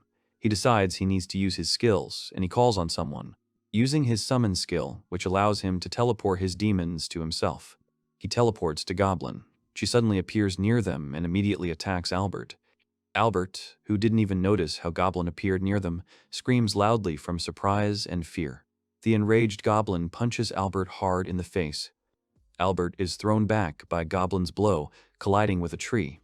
Albert wonders what just happened because some monster just appeared in front of him out of nowhere. Goblin runs happily towards Cross, saying something to him. Cross calls her, and Rufuna stands next to him barking. Cross looks at Goblin with admiration and asks her if she planned this all along. He gently strokes her head and praises her, assuring her that she is very smart. Albert shouts at Cross, who is already leaving, asking where he is going. He demands that Cross look him in the face. His older brother insists that he will fight and says that Cross is not worthy of being a member of the family, assuring him that he is a nobody. Cross turns to his older brother and begins to transform the shackles that Albert's knights had placed on him into weapons. Albert watches this with undisguised shock on his face because he did not know that his younger brother could do this. Cross makes himself a sword out of ordinary shackles and claims that he has said before that Albert was never and never will be his brother. Albert is nervous, realizing that Cross just made himself a sword out of ordinary handcuffs. Cross points his sword at Albert Bockhurst and confidently declares that he is only his enemy. Cross continues to hold his sword, pointing it towards his older brother Albert.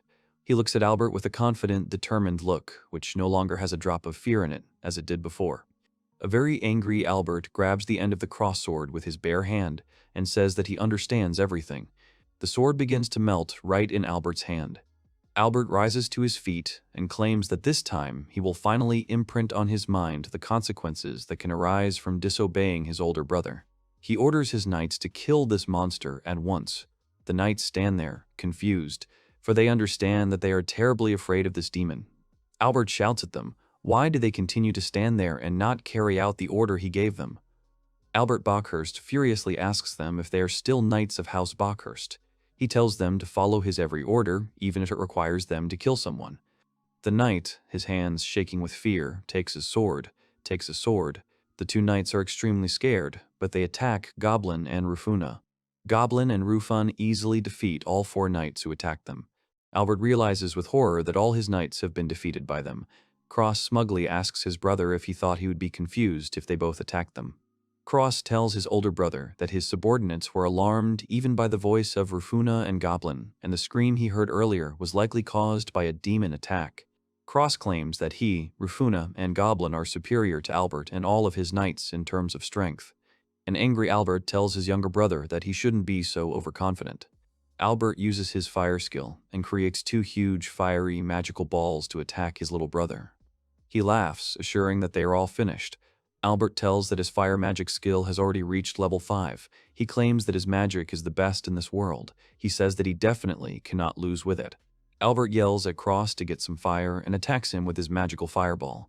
Cross stands still, absolutely motionless, making no attempt to dodge as Albert's fireball flies straight at him. Cross uses his earth magic skill, and a thick wall of earth, slightly larger than his height, appears in front of him, protecting him from the fireball.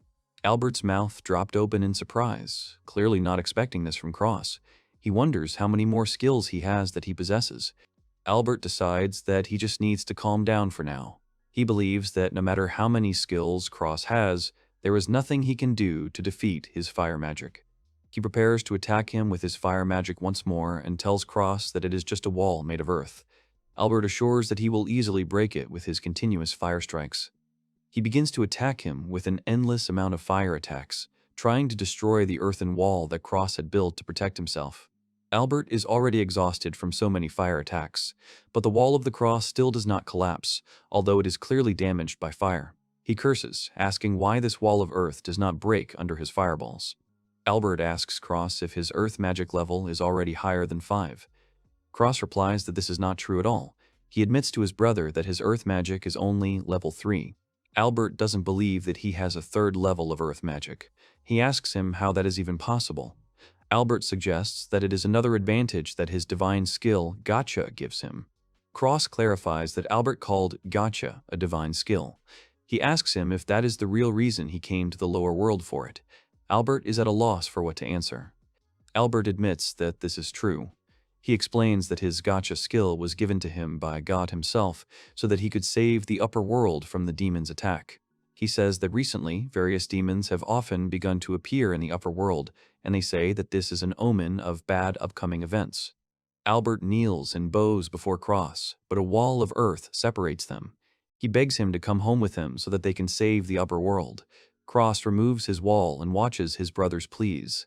Albert is angry because he thinks that bowing down to this useless creature is the most humiliating thing he has ever done in his life. The cross begins to approach him, and Albert decides that he needs to be patient for a while.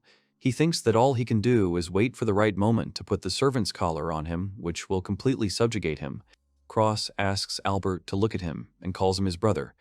Albert looks up at Cross in shock and waits for him to say something. Suddenly, Cross stabs Albert in the shoulder with his sword. His brother starts screaming in pain. Cross tells him that he is only in the underworld now because they, his family, banished him here. Cross continues to press down on the sword that pierced Albert, making the wound even deeper.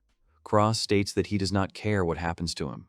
Albert screams loudly that it hurts, but Cross is in no hurry to pull his sword from his shoulder. Albert wonders if Cross is serious about killing him. He realizes with horror that he might kill him now. Cross pulls his sword out of Albert's shoulder and he holds his hand to his wound to stop the bleeding. He asks Albert what that look is like. Cross asks him if he really thinks he'll trust him after that. Albert says that their father is very sorry for banishing him to the netherworld. Albert claims that his father said that he would give him the duchy, so that all the power and possessions of the Bockhurst family would be in his hands alone.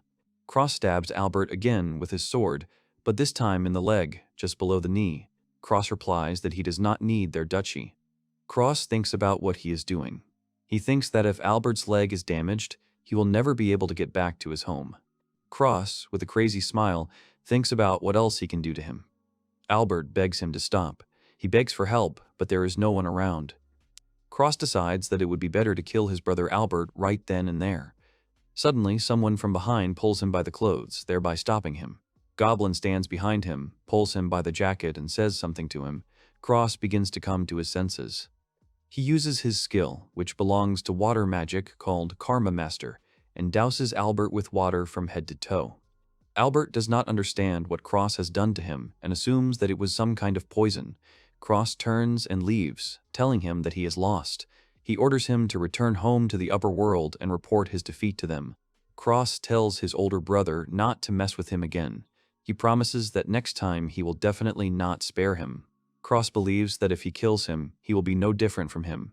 He decides that he is no longer Cross Bockhurst, but simply Cross. He happily tells his friends, Rufuna and Goblin, to leave. Cross, Rufuna, and Goblin leave, leaving Albert, who is still sitting on the ground alone. He begins to laugh hysterically, evilly. Albert thinks that Cross is being unreasonable. He thinks that Cross really thinks that he has defeated him, but he has another trump card. He pulls out of his pocket the servant's collar with which he wants to subjugate him. Albert notices that he has turned his back on him. He is about to put a collar on him and thinks the Cross will obey him and regret it for the rest of his life. Suddenly, several goblins attack him from above. They fall right on top of him, knocking him to the floor. Cross turns around at Albert's scream to see what happened to him. Albert asks what the hell is going on. He yells at them to let him go. The goblins begin to strip him of his clothes. Albert yells at them to stop. He asks them why they are stripping him and if they think they can get away with it that easily. The goblins pick up two huge boulders and approach Albert. He asks what kind of rocks they are and asks them to stop. The goblins drop the rocks on him and he screams loudly. The goblins crush Albert's legs by throwing heavy rocks at them. Albert cries in pain and swears loudly. Cross, watching this, remembers something he learned when he was at the academy. He reflects on how goblins during their mating season may attack a member of another race if that member is of the opposite sex. The goblins pick up Albert and leave. Cross is nervous, wondering if they might attack him too. One of the goblins that attacked Albert turns around and gives the goblin a big grin, giving him a thumbs up. The goblin, noticing her, also gives her a thumbs up, smiling happily. The goblins carry the loudly screaming Albert into the forest. Cross says he doesn't even know if this is a good or bad ending. He sits down on a stump, tired from all the events of the day. Goblin and Rufuna bring Cross some fruit. Rufuna hands him a handful of grapes and Goblin a peach. Cross asks them if they picked all this for him and thanks them. He eats the peach that Goblin brought him and thinks about how his brother called his gacha skill divine. He confesses to his friends that he thought his gacha skill was hellish and never thought it could save the upper world. He wonders what would happen to the upper world if he wasn't there at the time. He thinks that if the demons had attacked them, Alice would hardly have been able to do anything. Cross decides that he genuinely feels sorry for Mina, because she is dealing with her alone. Goblin and Rufuna start to get upset, and Cross apologizes to them. He tells them not to be afraid because he is not leaving them. He admits to them that he is sorry that they had to go through all this. The young man looks at Goblin and says that it seemed to him that the woman Goblin gave her some kind of sign. Goblin pretends that she did not understand what Cross was telling her. She turns away from him and covers her face with her hands in embarrassment. Cross gets up from the stump and pulls himself up, saying that this day has been very long for him. He smiles and suggests that his friends return home. Rufuna and Goblin happily agree to his offer. Suddenly, somewhere in the forest, there is a big explosion, which Cross and his friends noticed. Then they heard a loud sound from this explosion. Cross doesn't understand what happened in the forest near them and assumes that it could be a monster. He says that it's not good. The young man admits that he wants to go home as soon as possible and that he doesn't really want to get into trouble right now. He decides that he still needs to take a look at it with his skills. Cross closes his eyes and concentrates to use his skill called all-seeing technique. With this technique, he sees a cow in the distance, preparing to attack the girl. Cross's head widens in surprise. He realizes that there is a person there. Cross reflects that he has some strange feeling. A girl in the forest is breathing heavily from fatigue. She stands with a small sword in her hands in front of a huge cow that wants to attack her. She swings her sword with all her might, trying to keep him away from her. However, she drops her sword to the ground from exhaustion and is no longer able to fight him back. The cow moos as it attacks the girl. She closes her eyes, thinking that this is the end for her. Suddenly, she hears a sound and opens her eyes to check what it was. Cross is standing in front of her with a sword and holding off the cow's attack. Cross, holding the cow with his sword, turns slightly towards the girl. He says that he will help her and asks her if she understands him. The girl replies that she understands, and Cross says that this is excellent. The boy calls Goblin and Rufuna and asks them to help him. They come and together they defeat the cow, for which he received 200 points. The girl thanks them for their help and Cross replies that everything is fine and not worth the thanks. He asks the girl that she seemed to be feeling dizzy. Crest asks her if she is okay. The girl is shaking all over and says that she actually feels bad. Cross notices that she is pale. He asks her to be patient for a while and uses his skill, expertise. Many screens open before him, warning him of danger. On one screen he reads that she has been poisoned with a deadly poison. He sees that she has 2 minutes and 42 seconds to live. The girl falls to the ground, unable to stand any longer. The Cross tells the girl to hold on. He says that he will make a medicine for her right now that will cure her. He lifts the girl from the floor and brings the glass to her lips. He tells her to drink it, assuring her that it is an antidote and that it will definitely help her. The girl drinks the entire glass and immediately begins to feel better. She says that the antidote was delicious and her unpleasant feeling disappeared. The boy replies that it is just great. Cross examines her carefully, wondering if she is really human. The girl admits that it is the first time she has tried such a delicious medicine. Cross realizes that he did not sense any human or demonic energy when he used that skill. Thinking about the situation, he awkwardly asks her if she is human. The girl carefully removes the hood from her head, and Cross's eyes widen in surprise. The girl has sharp, goblin-like ears and small horns on her forehead. She asks Cross if she looks human. Cross stared at the girl in shock, not knowing what to answer.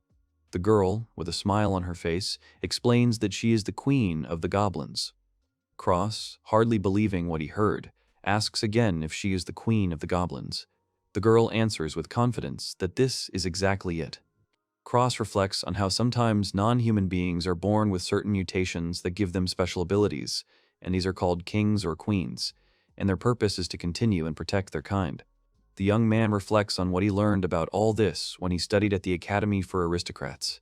The girl, feeling shy, hesitantly says that she has one important request for him. She looks at him with pleading eyes and asks him if he could help her save her home village. Cross asks her what exactly she means by asking him to help save her village. The Goblin Queen replies that there is a village at the foot of the mountain where she lives. She says that today they were suddenly attacked by some poisonous creatures. She says that her village managed to get rid of them, but many of the villagers still managed to get poisoned by their venom. She bows her head and asks Cross to save them. With regret in her voice, the girl says that all those sent to the villagers will die if they do not help them in time. Cross thinks about the girl's request. The Goblin Queen anxiously awaits Cross's answer to her request. He tells her that it is too dangerous for them to move through the forest in such darkness. Cross uses his light magic skill, and a small orb appears above them, floating in the air, glowing brightly to light their path. The Goblin Queen looks at the glowing ball in shock, thinking that it is very bright. Cross asks how many of her villagers were poisoned. The girl replies that she thinks about 10 goblins were poisoned. Cross scratches his chin, repeating her words about there being 10 dispatched goblins in the village. He tells her that they will need to acquire some ingredients for an antidote to the poison along the way. The Goblin Queen asks him what it means. He will help them. Cross replies that he sees no reason to refuse. He confidently promises her that he will save the inhabitants of her village at any cost. Cross turns to Goblin and Rufun, asking them if they would mind walking around a bit longer. The girl is deeply touched that Cross has agreed to help her save her village. The girl sincerely thanks Crest. She claims that she will never forget his kindness towards her in her life. Crest, with a sweet smile, replies that it is not a big deal. Crest says that he will have to ask her for something in return. The girl assumes that he wants to ask for land and labor. Crest says he would like to make a new base in their village and for them to clean it up in his absence. He says he will pay and asks what she thinks. The Goblin Queen responds enthusiastically that he should leave it all to them. She says that she is sure that everyone in the village will be happy to see them. Cross suggests that they set off on their journey. Cross remembers that this is how they introduced themselves to each other. He asks the girl to tell him her name. He tells her his name and introduces his friends, Goblin and Rufuna. Cross asks the girl her name. The Goblin Queen replies that her name is Livia. She says that she is not very strong, but she will be happy to work with him. In the bathhouse, the girls are discussing that Albert Backhurst recently went to the underworld. One of the interlocutors does not know which Albert they are talking about. Mino explains to Alice that Albert Backhurst is the brother of Cross, her former fiancé. She asks her in surprise that he didn't know about it. Alice replies that she is not interested in anyone except Cross himself, adding that the word former is unnecessary. Minu says the Massilian family planned to send troops to the underworld, but protecting the upper world became a priority. Alice wants it to stop soon. Alice asks if Albert Crest has returned to the upper world. Minu replies that they have lost track of him. Alice asks Minu if the report she just received has anything to do with the Backhurst family. Alice thinks about how it turns out her Cross is alive. She admits to herself that she is glad about it. Alice asks Mina why she is so tense. She says that they can take their time, because the chosen ones from the Riffled army will definitely return Crest back to the upper world, and asks her if she agrees with her. Minu asks why she should care. She claims that he won't come back, no matter what they do. Minu admits that her only concern is that life in the lower world is extremely uncomfortable. Alice asks her if she is going to change places with Cross. She clarifies with Minu that everything is not so simple down there. Minu replies that Alice is absolutely right. She says that if she does this, she might never be able to go back. There is a bag on the ground in the forest. Cross says that it contains 10 needles of a poisonous bee and 5 fangs of a poisonous snake. He says that he thinks that this will be enough for an antidote to the poison. Livia bows and thanks him for helping her gather materials. She says she left everything on them. Cross replies that since she was just sick, she doesn't have to worry. He says that Goblin and Rufuna wanted to fight. Livia shows them the way and they head to her goblin village. Cross says that he has never had such a painful experience in the upper world, but now it is all over. Crest says that the Gacha skill is really good. He says that to change that, he needs to continue enslaving monsters. He admits that he often finds it difficult because there are skills that he can't use alone. Livia says she wants to see Cross use his Gacha skill. She announces that she can already see her village. Goblins in the village are looking for Livia. A goblin spots her and tells his friend to look that way. Livia runs to the goblins and they say that they are glad that Livia is safe. The goblins scold her for disappearing from the village so suddenly. They ask if she understands how worried they were all. Livia apologizes and points out that she did leave them a note.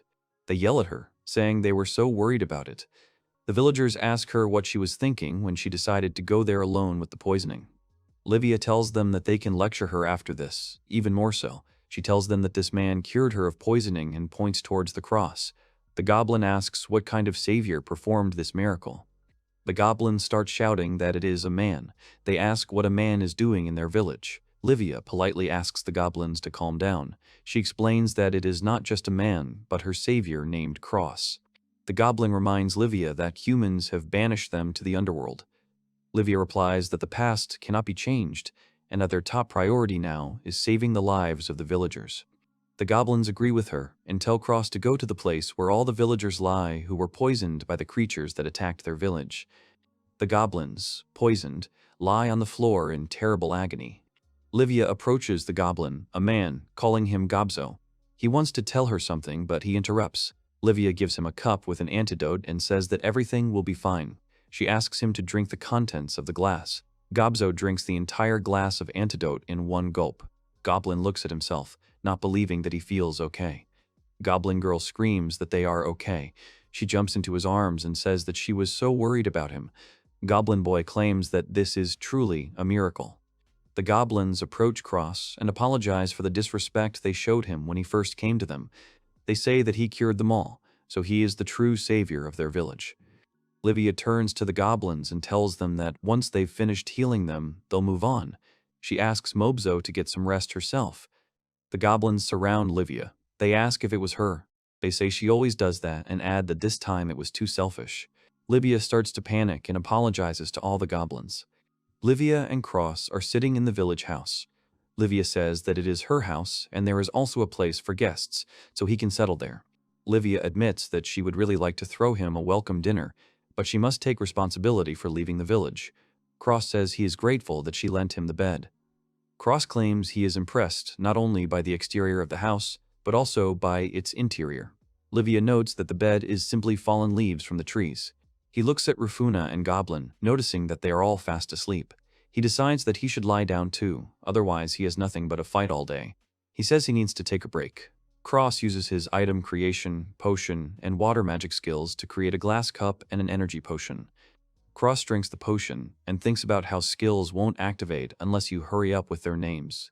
He remembers how he made the sword and thinks that if he looks back on it now, he can't afford to think about item creation. He notices 2 burning candles not far from him. He closes his eyes and uses the skill, Extinguish Fire.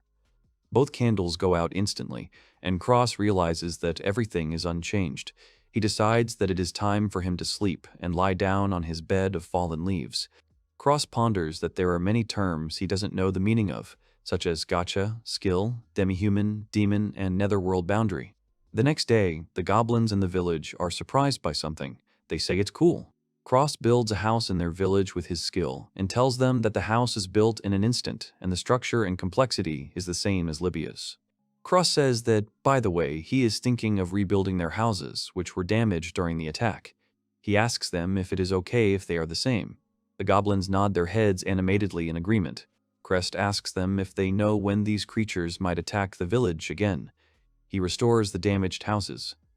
The goblins thank Cross loudly, and Livia turns around upon hearing this. She approaches Cross and tells him that he is truly amazing. Cross replies that he simply has that skill. He notices that Livia is holding a cooking knife and asks her if she is cooking now. The girl replies that she is giving him a helping hand. On the table, next to other food, lies a crab. Cross says that it is a baby crab and will be especially tasty if you make sashimi out of it. He adds that they can make a wonderful soup from the remains of this crab. Livia asks him again about sashimi and soup, because she doesn't know what it is. She asks Cross what it is. The goblin girls ask each other if they know such dishes, but no one understands what it is. Cross pours them some soup into a cup and tells them that when meat is cooked this way, it develops flavor and salt should be added. Livia asks again about salt and says that she didn't know such a thing existed. Livia tastes the prepared soup and exclaims that it is very tasty. She says that it tastes simply superb. Cross tells her that he is glad. Livia claims that he knows a lot of things, and, in addition, knows how to handle an iron cup that stands on a fire. She admits that no one in the village even suspected this. Cross notices a goblin, using his hands to pour water on another goblin. The goblin, who is washing himself under the stream of water, shouts at him to regulate the temperature of the water better. He asks him to be quiet, as it is difficult for him to concentrate in such noise. Cross asks Livia if the goblin can use magic. The girl replies that he can. She explains that they can use some other magical skills. The girl watches the goblins and adds that, however, this goblin is the only one in their village who can use water magic. Cross says that they can then use a bath to reduce the load on their mage. The girl doesn't understand what Cross is talking about. She asks him what a bath is. Cross uses his blacksmithing skill and creates a small bathtub. He points at it and says, for example, "That's what a bathtub looks like." Livia looks at it admiringly, saying, "That's what it is." She asks Cross how to use it. Cross, displeased, wonders what is wrong with this village. Night falls, and Livia's house is illuminated only by the light of the crescent moon. Cross asks Goblin and Rufuna if they both live in a kennel like this.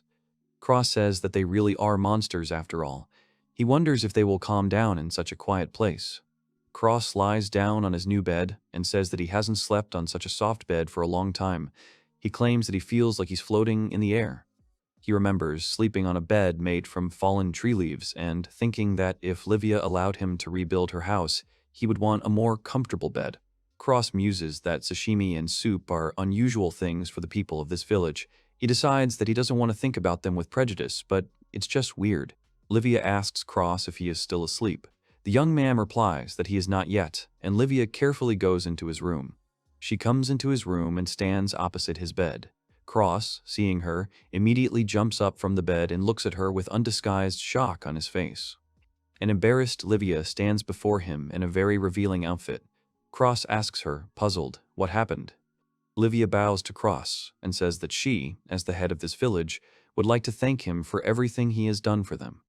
Livia claims that thanks to him, the standard of living in the village has increased significantly.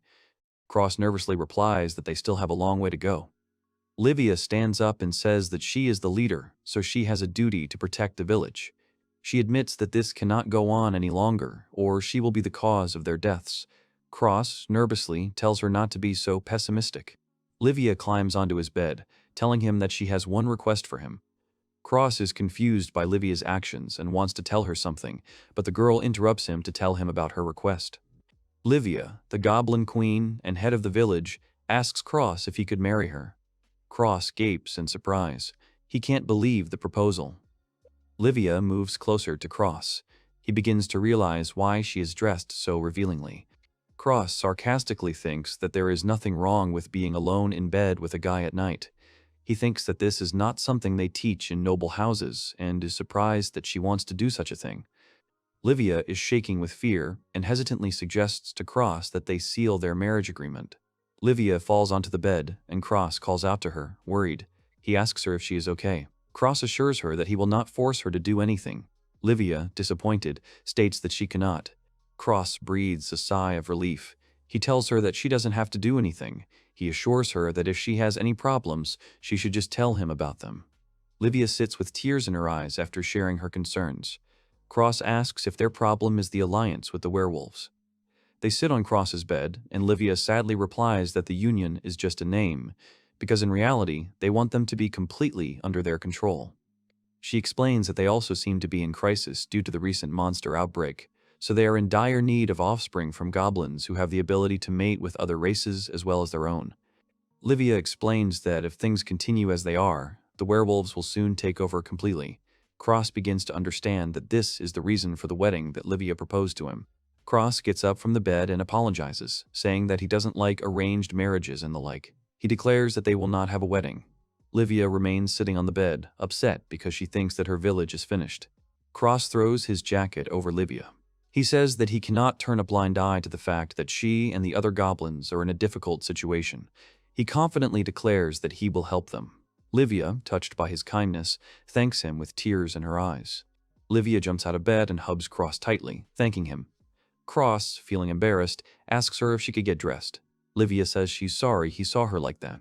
She admits she doesn't wear it and tells him not to think badly of her. He tells her not to worry. Cross thinks to himself that this was a very radical outfit. At this time, the girl changes into her usual clothes. Cross remembers about clothes. He asks Livia if she is interested in clothes or something like that.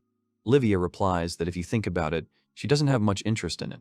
She says that in the past there were craftsmen who did it, but now there are none, so there is no one to sew clothes, and then the interest in it began to disappear in the village. Livia says that she means that her clothes are inherited from her ancestors, so she has nothing to wear them for. Cross muses that they are not very knowledgeable about it, although they know how to work with weapons and farm tools. Cross realizes that they have no continuity of technology.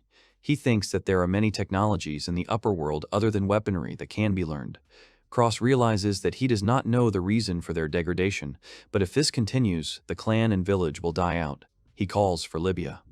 He uses the tailoring technique skill and hands her new clothes, asking her if she would like to try them on. Livia changes into the new clothes Cross gave her and looks at herself. She says it's very nice. Cross says he's glad she likes it. Livia asks Cross if she can keep it for herself. The young man replies that of course she can. Livia thanks Cross and promises him that she will keep this garment for the rest of her life. The next day, in the village, in a special place, Crest, Livia, Rufuna, and Goblin are sitting waiting for the werewolves. The werewolf king named Orpheus approaches Cross and Livia. He tells Livia that he is glad she came to him. Orpheus and Cross look into each other's eyes with determination. Orpheus sits down opposite them. Livia tells Orpheus that they haven't seen each other for a long time. The werewolf king suggests that they return to the topic of their conversation. He assumes that if she came here, it means that she has agreed to their union after all. Livia confidently replies that she did not agree, and declares that she refuses to talk about it. Orpheus is surprised, and says that he seems to have misheard her. The king of the werewolves offers to repeat everything once more, assuring that it is for certainty. He asks again if she came to him because she finally agreed to an alliance between the werewolves and the goblins. Livia also resolutely replies that she did not agree to this alliance. She reminds that, as she said earlier, she refuses to talk about it. Suddenly, werewolves surround them from all sides. Orpheus says that there is nothing to be done then. He goes out to his village and shouts to his villagers to take their weapons. He announces that they are going to the goblin village. Cross approaches Orpheus and asks him to wait a moment. The werewolf king asks him who he is. Cross tells him his name, and that although he is human, he is indebted to the goblin village for his own reasons. The crowd of werewolves begin to discuss that there is a human in front of them. They are interested in what he is doing in the underworld. Cross tells Orpheus that they are not here to fight them. He declares that they want to make an alliance with them, but only on equal terms. The king of the werewolves asks again what equal conditions he is talking about.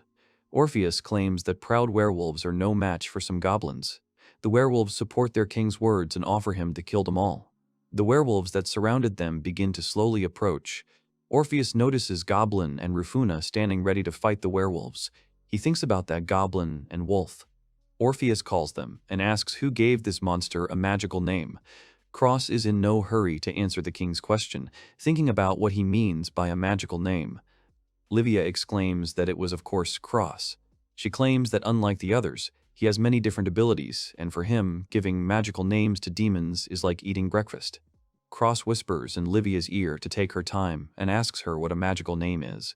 Livia asks in surprise that she gave it to two beings, and he himself does not know what it is. Livia explains that a magical name is a special name given to specific beings under certain conditions, and it is said that the person who possesses such a name is given enhancements to various abilities, so that the result can be felt immediately. Cross asks the girl if Livia is also a magical name. Orpheus tells Cross that he will consider him a representative of the goblin village. The werewolf king states that he is therefore challenging him to a duel.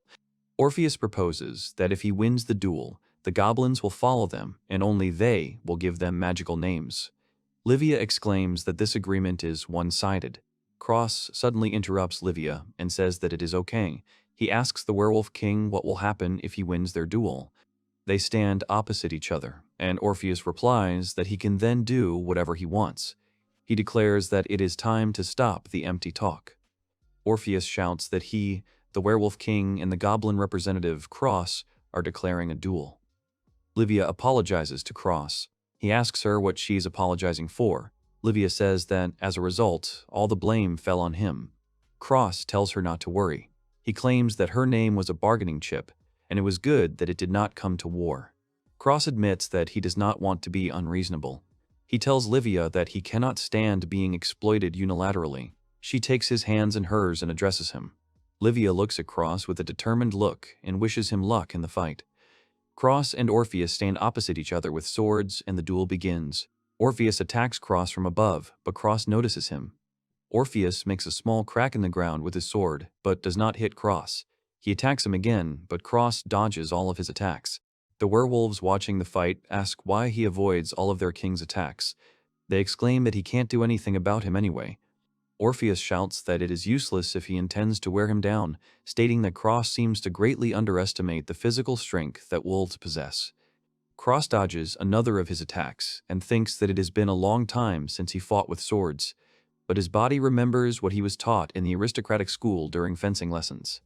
The young man is thinking that he shouldn't rush too much, that he should be calmer and regain full control of the situation. Orpheus attacks him with a loud cry. Cross notices that there is a chance here and uses his skill, martial arts. He punches Orpheus in the hand that holds his sword. Orpheus feels terrible pain from his blow, and his hand starts to bleed. Cross attacks Orpheus with a sword, but he manages to dodge. Cross takes aim and attacks Orpheus. The young man points his sword slightly to the right of Orpheus's head, so as not to kill him. Someone announces that it looks like they have a winner in the duel. The werewolves discuss that it cannot be that King Orpheus lost to him. Orpheus closes his eyes and tells Cross to kill him, because now he is too ashamed to live. Cross closes his sword to his shoulder. He asks Orpheus if he didn't say that if he won the duel, he could do whatever he wanted. He claims that it's because he wants Orpheus to live.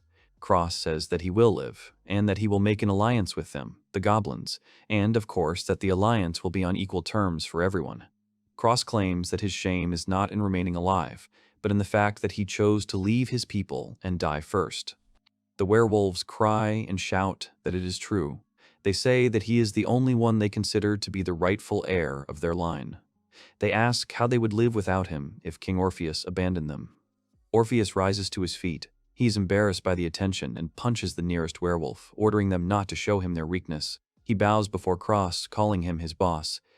Cross doesn't understand what's going on. Orpheus states that if he wants to use him in any way, he would like to be his sword. Cross, not expecting this, asks him to wait a little. Orpheus shouts to the werewolves that from today on, Cross is their boss. The werewolves kneel before Cross. Cross asks them to give him something to say. He declares that he is not going to be their leader. The young man wonders if it is so easy to forbid them to consider him their boss. Livia stands behind him and calls Cross. Livia admits that she was also impressed by what he said earlier, so she will also swear allegiance to him. Cross realizes that Livia is there too, and wonders why everything is happening so fast. The werewolves shout that Cross is their chief, their leader. Cross stands with a displeased face, thinking that they are all so simple. Cross says that he is not going to be their boss. He adds that if the werewolves and goblins sign an alliance like this, it will be justified, and then he needs to be their boss. The crowd of werewolves cheers upon hearing his statement. The Cross turns to Orpheus. He says that Livia will not have to marry him. Orpheus replies that, of course, because they agreed, and then sharply asks him again. Orpheus asks Cross what he's talking about, since he never intended to start a family. Livia asks if that's what they suggested when they talked about an alliance between goblins and werewolves. Orpheus replies that he simply needed strong warriors, and long ago he had heard of the fighting power possessed by the goblin queens. Livia exclaims that she made a big mistake by turning herself into a tragic heroine. Cross replies that in the end, it all turned out quite well. Cross asks Orpheus if he needs strong warriors because of the demons that are growing stronger in a lower world. He replies that this is not entirely true. Orpheus explains that for some of his goals, he needs more than one strong warrior. Cross asks him if he could tell him more about this goal. Orpheus replies that what he is going to talk about is the monstrous past that happened in their village. He tells them that it is the story of a werewolf warrior who was blinded by his sins. A goblin boy asks if everything is all right with Cross and Livia. His friend tells him that the two cannot fail and asks if that is true. Another goblin bursts into their house, telling them that they are in danger. They come out of their house, and the goblin says that a horde of werewolves is heading towards their village. The boy asks what that means, and if he means that Cross and Livia were killed in a meeting with the werewolves. 3 goblins greet a crowd of werewolves who have come to their village. The werewolves bow to the goblins and apologize for any inconvenience they may have caused. Orpheus sits across from Livia and Cross. He tells them that they used to live in a village further north. Orpheus says that at the time his father was their king and he had to decide who would succeed him. Orpheus tells that his father died, or rather was killed by his brother Virtus before he could declare his heir. Orpheus explains that his father wrote his name on a tablet, naming him his heir, and when his brother found out, he flew into a rage and killed him on the spot. The werewolf king tells him that he also accused him of killing his father, and they even tried to execute him. Livia replies with regret that it is terrible, and Cross listens silently. The werewolves say that their boss was a man of principle and treated them well.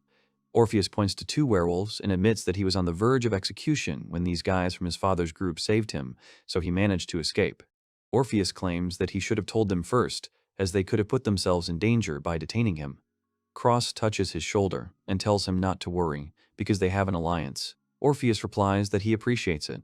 Cross suggests that they work on this and think about how to arrange their life in the village. He says that the first is the issue of segregation, which was there before. Cross apologizes to the goblins for the fact that the werewolf tribe decided to move into their village so abruptly. Orpheus asks the goblins to give him and his boys some work so they can apologize to them for the trouble he caused them. Boy replies that they will not give them work, but another goblin remembers something and interrupts him, saying that if Livia and Cross don't mind. Cross says that he is now going to explore the western part. The goblin asks him if he is going to use his skills to build a house. The young man replies that these werewolves cut down trees and build houses themselves. The goblin is surprised by this. Cross points to the werewolf girl and says that they have someone who has the skill of construction. The girl says that it is nice to meet her, and adds that she can only draw blueprints, but is not even close to Cross's level.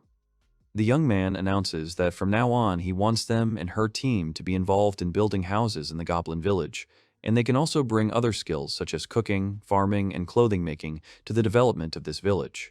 The goblins exclaim that they have never thought about developing the village before. They rejoice, saying that it is quite cool. The goblins surround Cross and ask if they can help him with anything. Cross announces that they are going to cut wood for the houses first. Werewolves and goblins work together. First, they cut down trees in the forest. Then, they start building houses in the village. At night, someone in the house suggests celebrating the friendship between goblins and werewolves. They fight each other with mugs. Goblins and werewolves sit at the same table for dinner. Livia approaches Cross, and he says that she is just in time. He says that he would like everyone to look their way for a bit. Cross confidently announces that he will give a magical name to the Goblin Queen and Werewolf King. A few hours before, they asked Cross to take up his attention for a while. Cross asks them what happened. Livia replies that she has an urgent request for him. She claims that she knows it's too much, but asks him if he can give them a magical name. Cross says he doesn't mind at all. He asks Orpheus and Livia when they will start giving them magical names. Orpheus is surprised by such a quick answer from him. Orpheus says he once heard that it is quite a complicated ritual. Cross says it is not, and he just names them. Cross asks them if they are sure they want to keep the magical name as it is now. Orpheus says yes, and Livia says she wants to remain Livia too. Cross thinks about something. Cross announces that tonight they will hold a ceremony in front of everyone to give them their magical names. Orpheus kneels before Cross, who tells him that from now on he allows him to take the name Orph as his magical name. Cross enters the magical name of Orpheus through the keyboard on the screen. He opens his eyes and, looking at himself, exclaims that he feels a surge of strength in his body. Cross performs the same ceremony with Livia. He says that he allows her to take the name Livia as her magical name. He also types her name on the screen. Livia begins her transformation. She remembers that Goblin told her that her appearance changed after taking a magical name and hopes that she can do the same. She opens her eyes and begins to look at her body. Livia regretfully clarifies to Cross that she hasn't changed at all. Cross looks at her stats on the screen and replies that this is not true, as her status has increased significantly. Livia, disappointed, thanks him.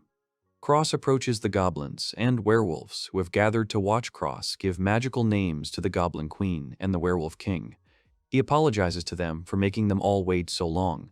He announces that they will now give them all magical names. They ask Crest with surprise if he is going to give them magical names too. Crest replies that of course he is going to. Cross explains that they will develop the village together, so the status of each villager must also be high. The crowd starts shouting because everyone wants to get their magic name as soon as possible. Cross asks them to say their name first. He tells them not to rush and to stand in line. In the upper world, King Resifel commands his subjects to raise their heads.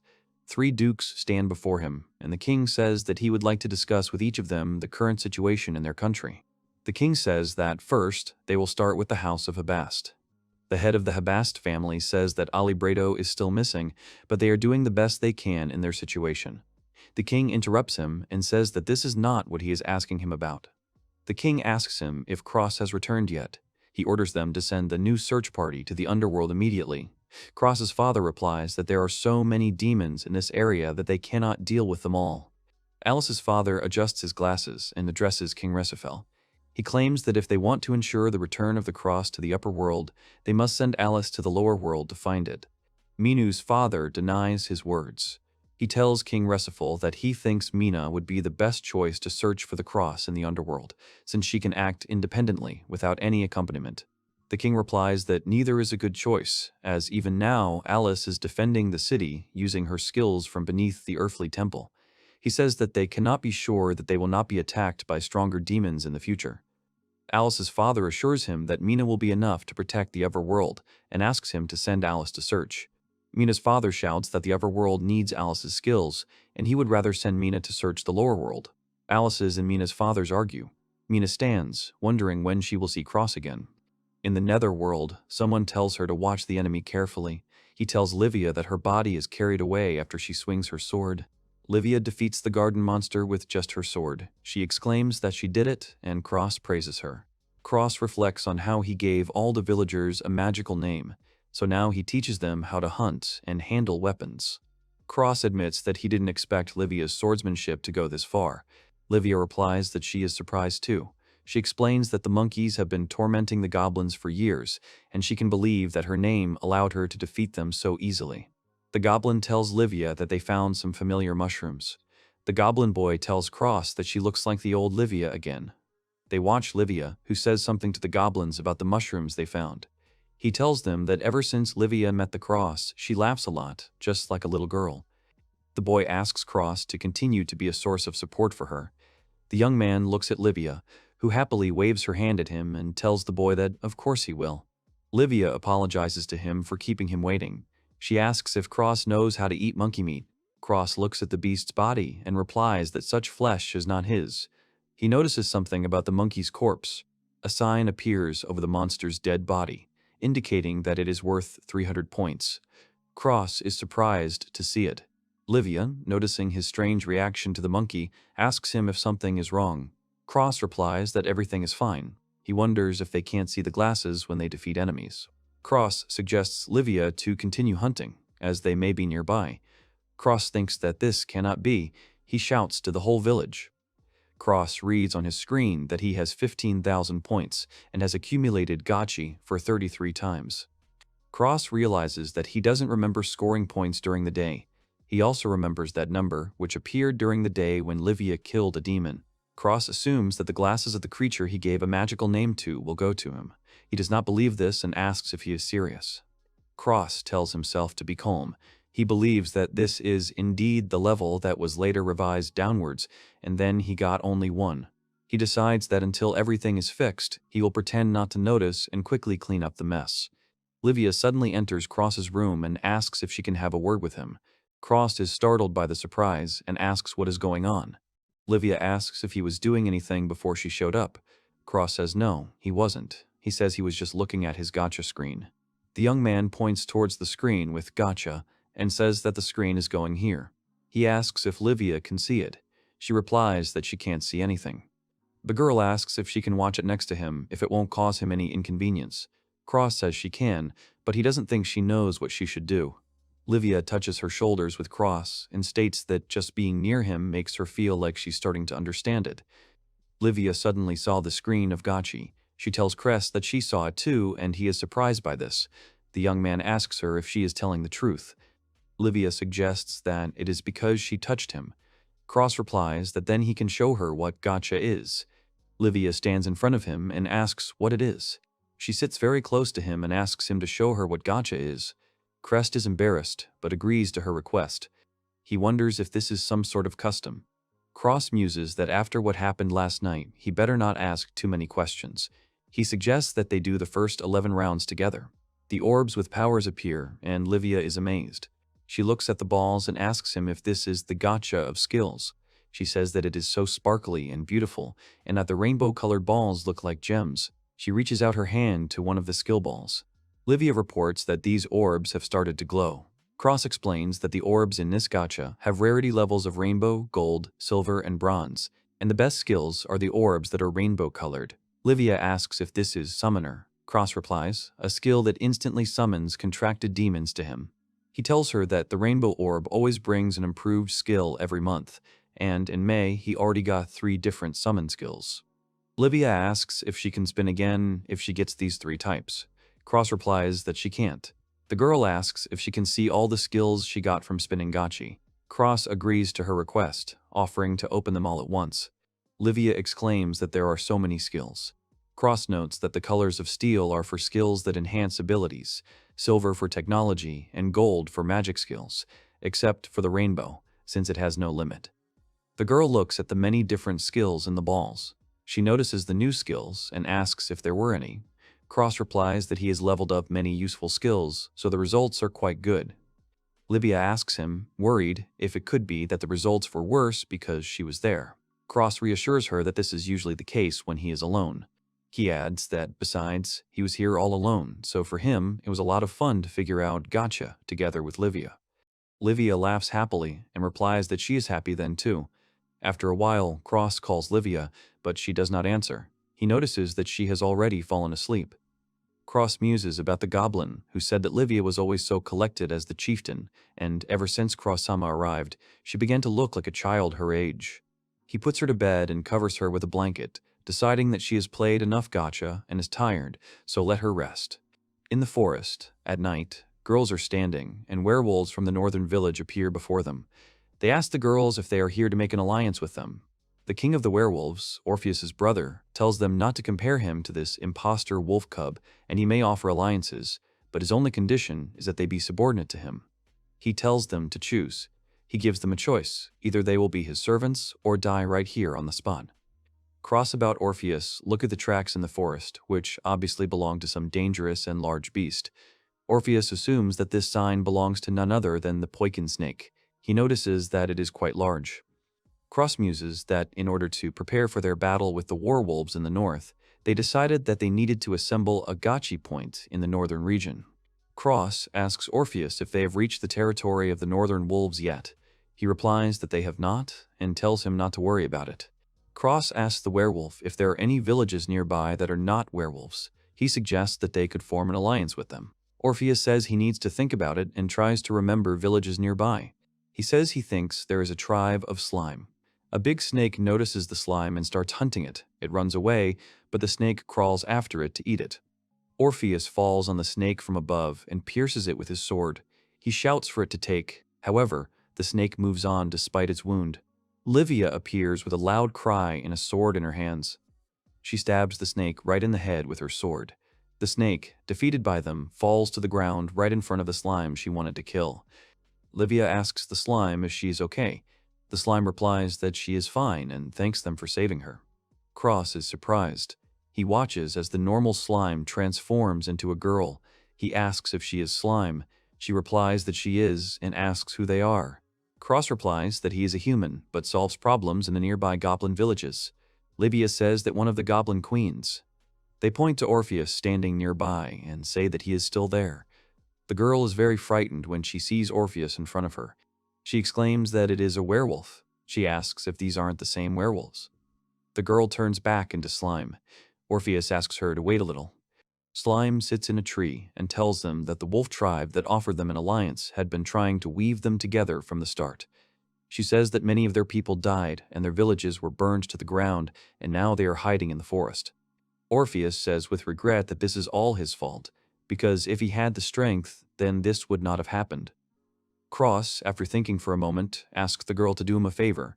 He says that he wants them to form an alliance with the werewolves and goblins. The girl considers his offer. She agrees and says that she will accompany them to the slime village. She suggests that they are not the worst guys.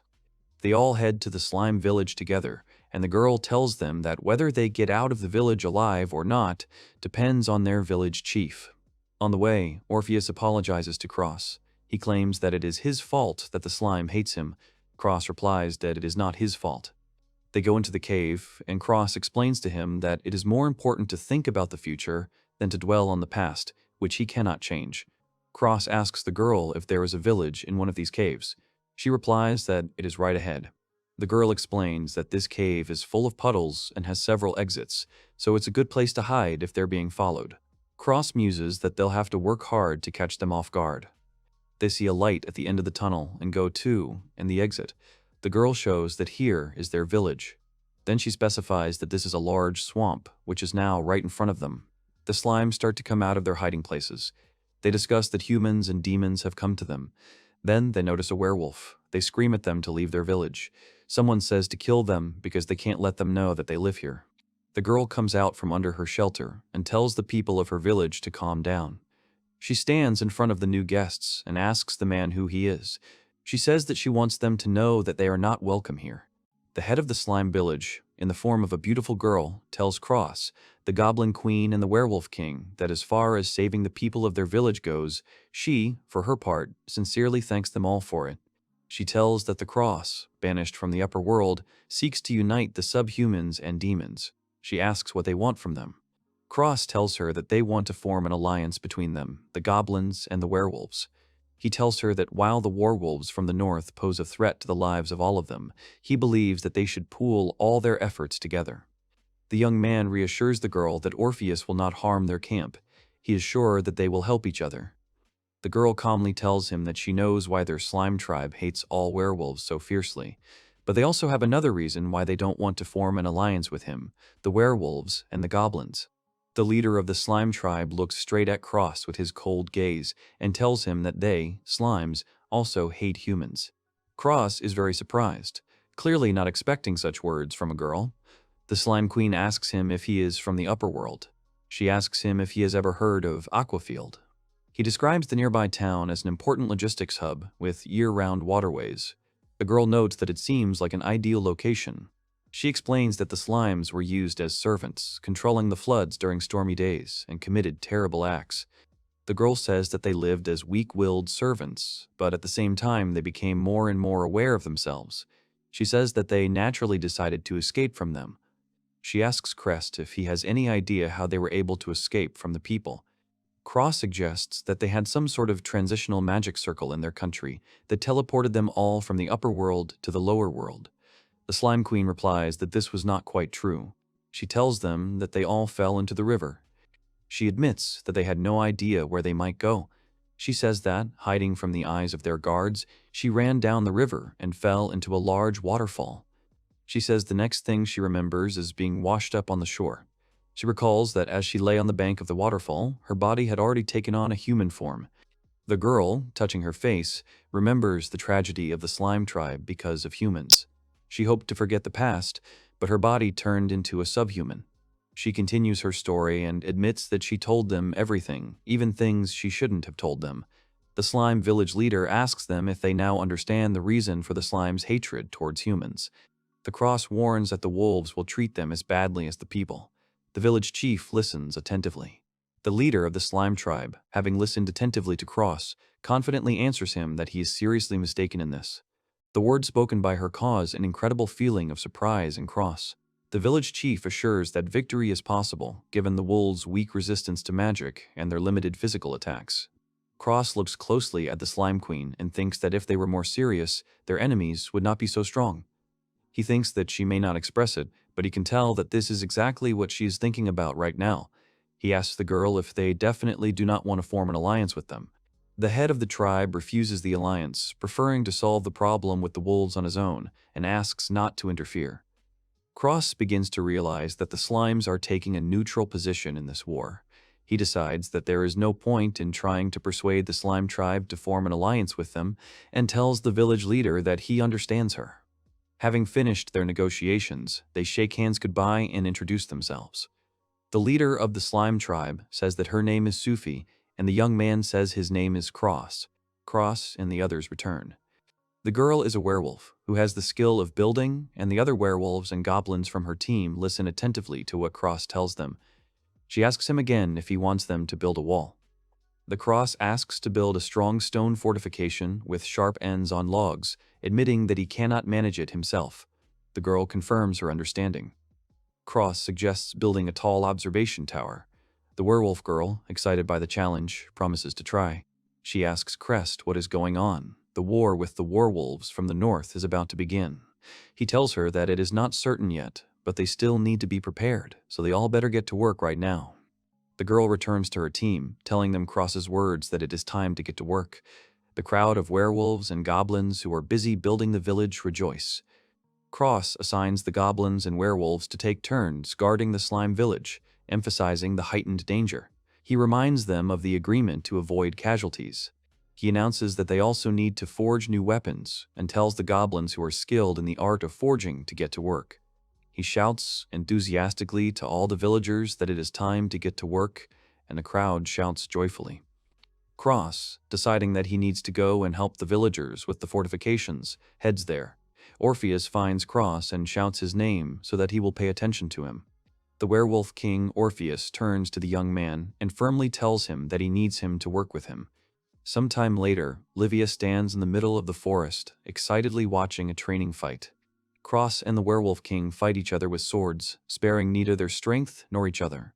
Cross's attack knocks Orpheus's sword out of his hands. Orpheus, realizing his defeat in his training duel with Cross, begins to shake with anger and resentment. He immediately asks him to fight him one more time.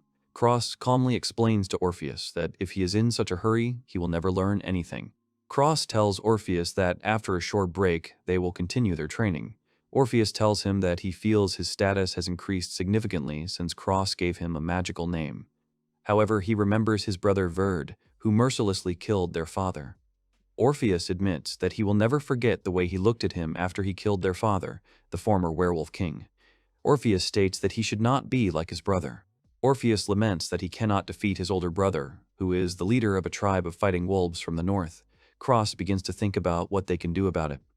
After some thought, a new idea comes to Cross. Cross asks if Livia and Orpheus have studied fencing. Orpheus replies that he only studied for self-defense, and that Livia has never studied fencing. The young man asks the werewolf king if he has noticed anything interesting in the sword duels they conduct to practice their skills.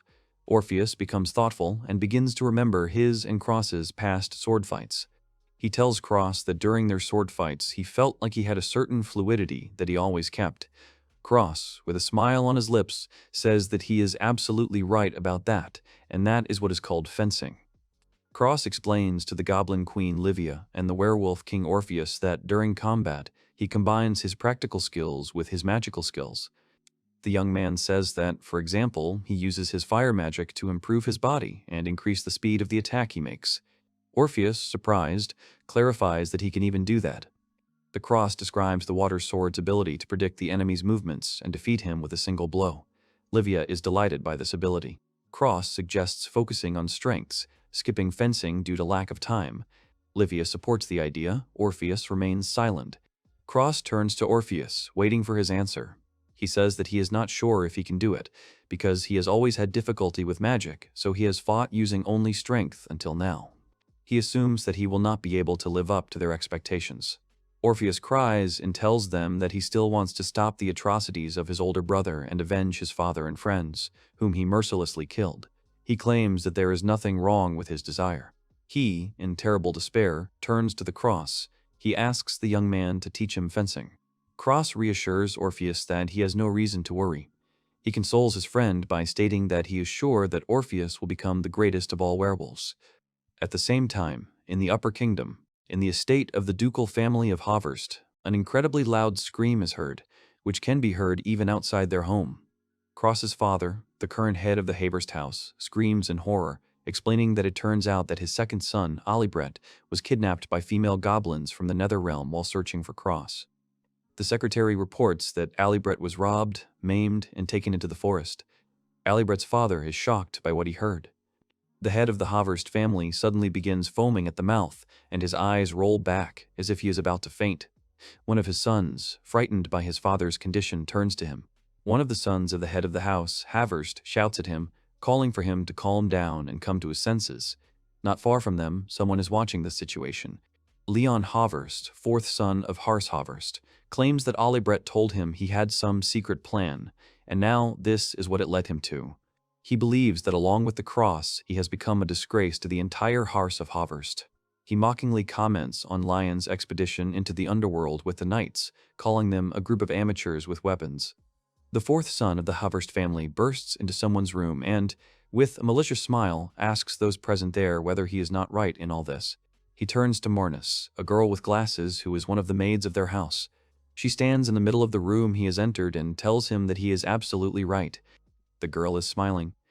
However, Leon suddenly slaps her so hard that her glasses fly off her face.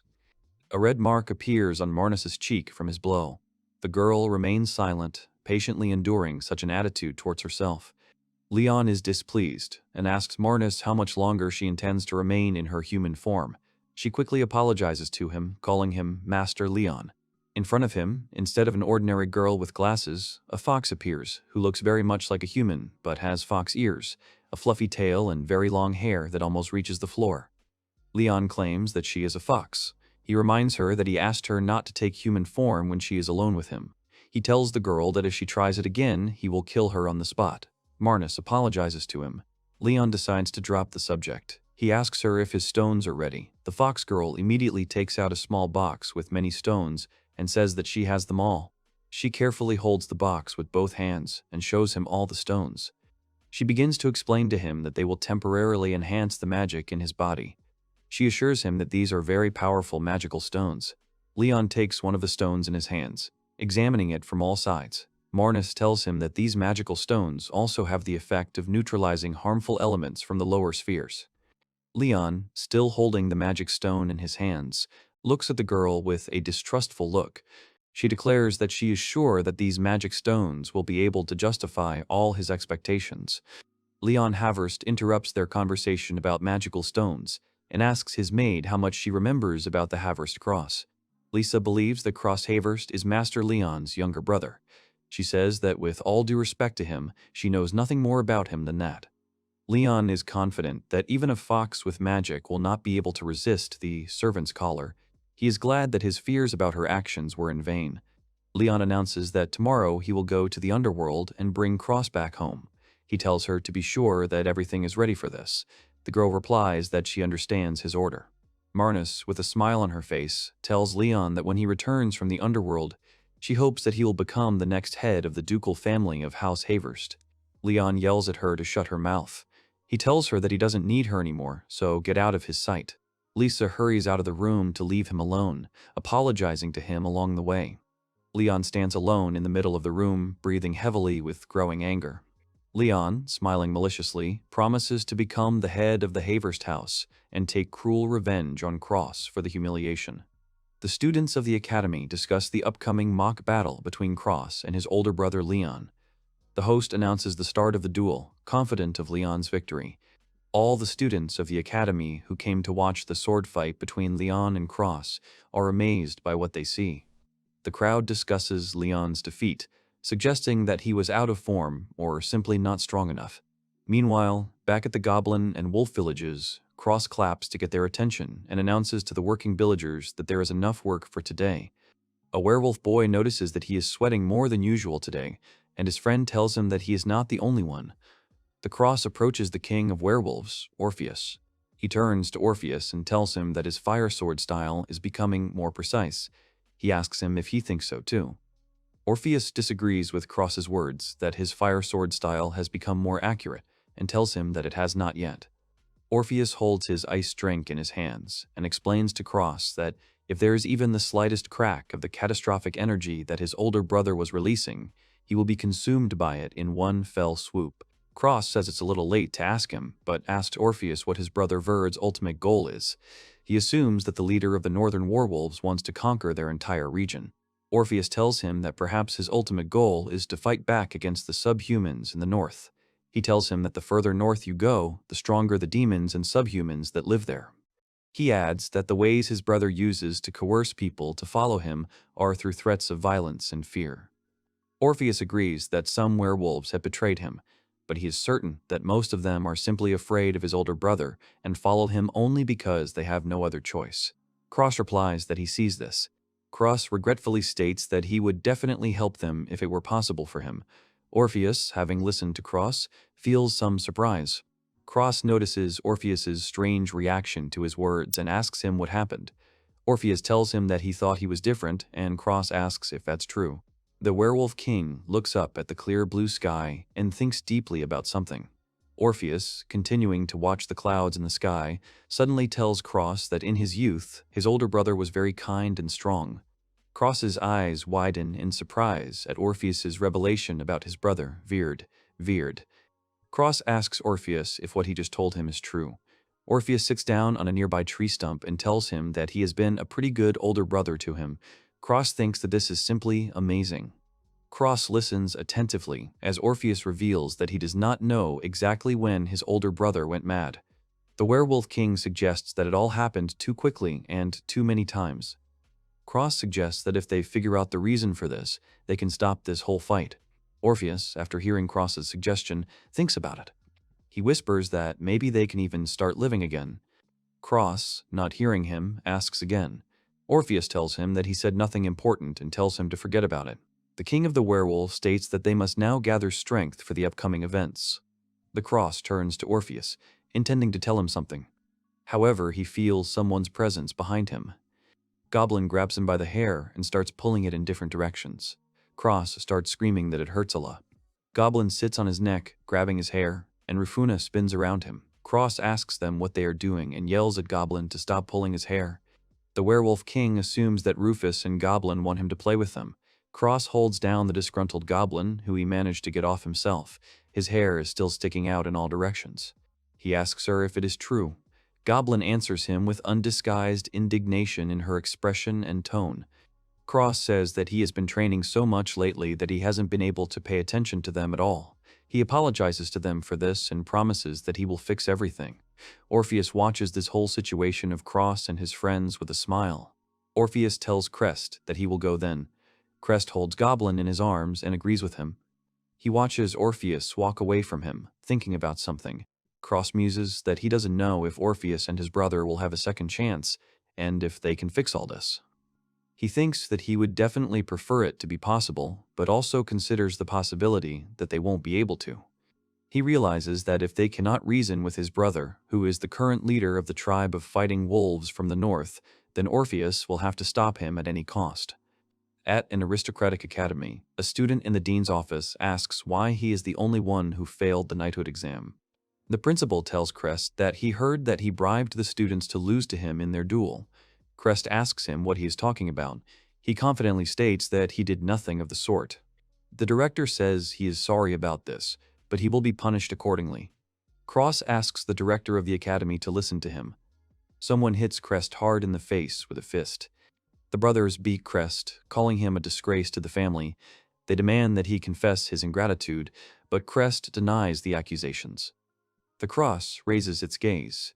He notices Leon standing around the corner, who watches this with a malicious smile. Cross wonders if they, the brothers, can start all over again. He thinks it is impossible because the brothers hate each other. Someone calls Cross, but he, deep in thought, does not immediately respond to the call. Cross suddenly wakes up with a look of fear on his face from his dream where his brothers were beating him. Someone calls his name in concern. Cross sees a girl's face right in front of him and asks if it is Livia. Livia, worried about him, asks if he is okay. She tells him that he does not look well. Cross slowly sits up and tells Livia that he is fine. He tells her that he just had a really weird dream. Livia says that she understands. Cross regretfully realizes that he can still see them. He decides that he will need some time to recover. Livia tells him that something happened in their village. The werewolf carries his badly injured comrade, telling him to hold on. He screams for someone to bring him a potion. The werewolves surround them, feeling worried for their comrades. Cross runs up to them and shouts, asking them what it was. The werewolves answer that their village used to have 3 fighting wolves from the north. They say that they are very sorry because they screwed up and they found them. The werewolves scream that they will never forgive them. One of the werewolves asks them how they managed to come back from there alive. He, still holding his hand to his wound, tells him that it is all thanks to their daily training. Cross thanks the werewolves for their report. He turns to Livia and Orpheus and asks them to step aside with him for a few words. Orpheus, Livia, and Cross walk away from the rest of the villagers, and Orpheus, with surprise in his voice, asks Cross again if they missed on purpose. Cross replies that they were following them to figure out their base. He turns towards the forest where the wolves from the north are supposed to be now and uses his skill called senses. He feels the energy of 3 fighting wolves from the north in the forest. He says that it is definitely them. Cross suggests to Orpheus and Livia to intercept them on their way to the camp. Orpheus and Livia immediately agree with him. 3 werewolves from the north head to the village to deal with the goblins and werewolves. Suddenly, a huge wall appears from underground, preventing them from going any further. They curse, saying that a wall of earth suddenly appeared right in front of them. Orpheus turns to the wolves, saying he hasn't seen them for a long time. The wolf with glasses recognizes his voice. Orpheus sarcastically apologizes and says he won't let them go. The wolf laughs. He clarifies that isn't the younger brother of their king, Orpheus, in front of him now? He asks him how he likes the chair of the leader of inveterate mediocrities. Orpheus looks at the wolf with undisguised malice in his gaze. Cross announces that he is the head of the organization that Orpheus is currently working for. He tells the wolf that if he has anything to say, then let him say it to him. The werewolves laugh maliciously, saying that they are surprised. They claim that the talentless man was turned into a domestic dog. Cross and Livia begin to get angry at the werewolves' words, but Orpheus tells them to listen to him. Cross turns to Orpheus, asking what he meant.